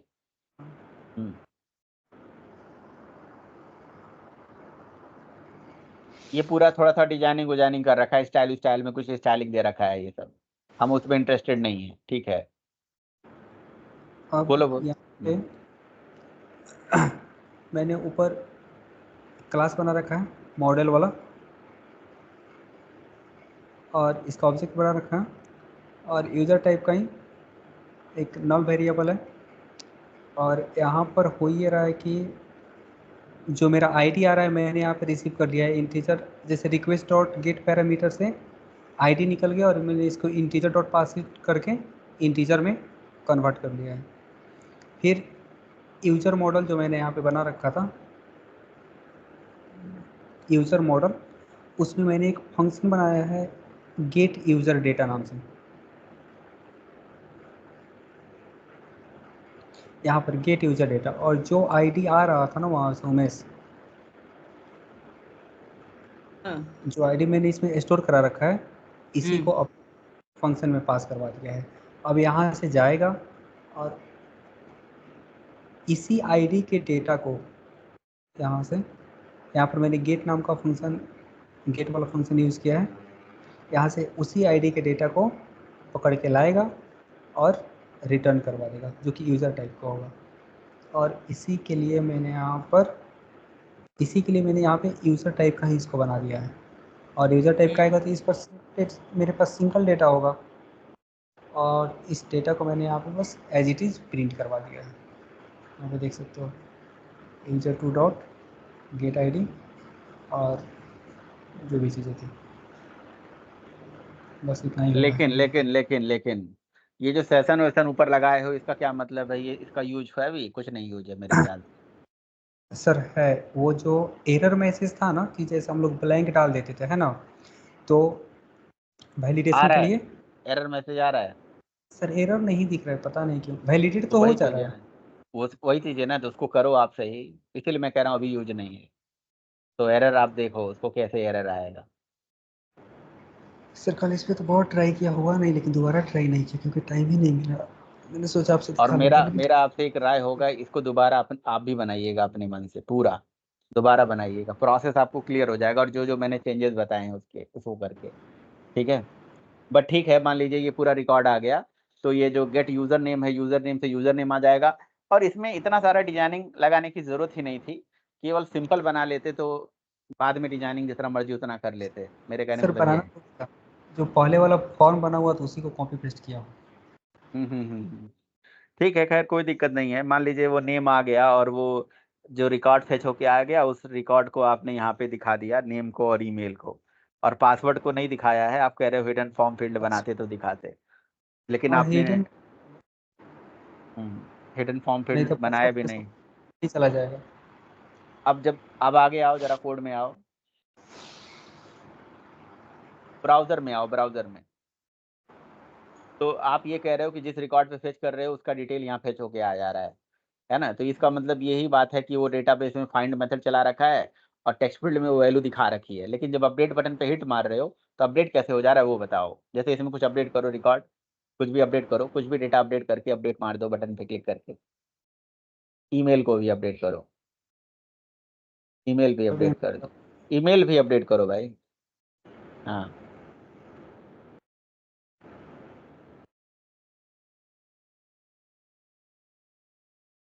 तो अपडेट का कहानी कैसे चल रही है? अब इसमें किया है मैंने कि जैसे ही मैं अपडेट पे क्लिक करूंगा, करो फॉर्म करो क्या करो क्या करो करो, अपडेट करो तो सही। पहले सेलेक्ट अपडेट कर फंक्शन दो। पे बता देता हाँ हाँ, हूं। इसके लिए जाएगा ये action.jsp पे, ठीक है ठीक है। और बटन का मैंने नाम लिख दिया है, अपडेट नाम का बटन है। ठीक है। अभी ये आएगा यहाँ से action.jsp पे, जो कि मेरा यहाँ पे बना हुआ है। अब आएगा action.jsp पे, मैंने यहाँ पे रिक्वेस्ट और गेट पैरामीटर करा दिया है और उधर से नेम डाल दिया है अपडेट, यानी कि जैसे ही मेरा अपडेट नाम या इसको मिलेगा अपडेट नाम का पैरामीटर, तो ये करेगा यूजर मॉडल से अपडेट यूजर नाम का एक फंक्शन कॉल कर देगा, जो कि मेरा मॉडल यहाँ पे बना हुआ है। इसके अंदर है अपडेट यूजर, ये वाला फंक्शन है। मैंने उधर से यूजर को पास कर दिया है पूरा का पूरा डेटा। यहाँ से ऊपर मैंने सेट प्रॉपर्टी चला दिया है कि जो भी मेरा डेटा आ रहा है यूजर में, प्रॉपर्टी ऑटोमेटिक सेट कर देगा इस जगह पे। और जो मेरा यूजर है उसी यूजर को मैं यहाँ से पास कर दे रहा हूँ अपडेट यूजर के अंदर में। और जो मेरा एंटिटी है, एंटिटी का सारा डेटा जाके अपडेट हो जाएगा। अपडेट यूजर दिखाओ,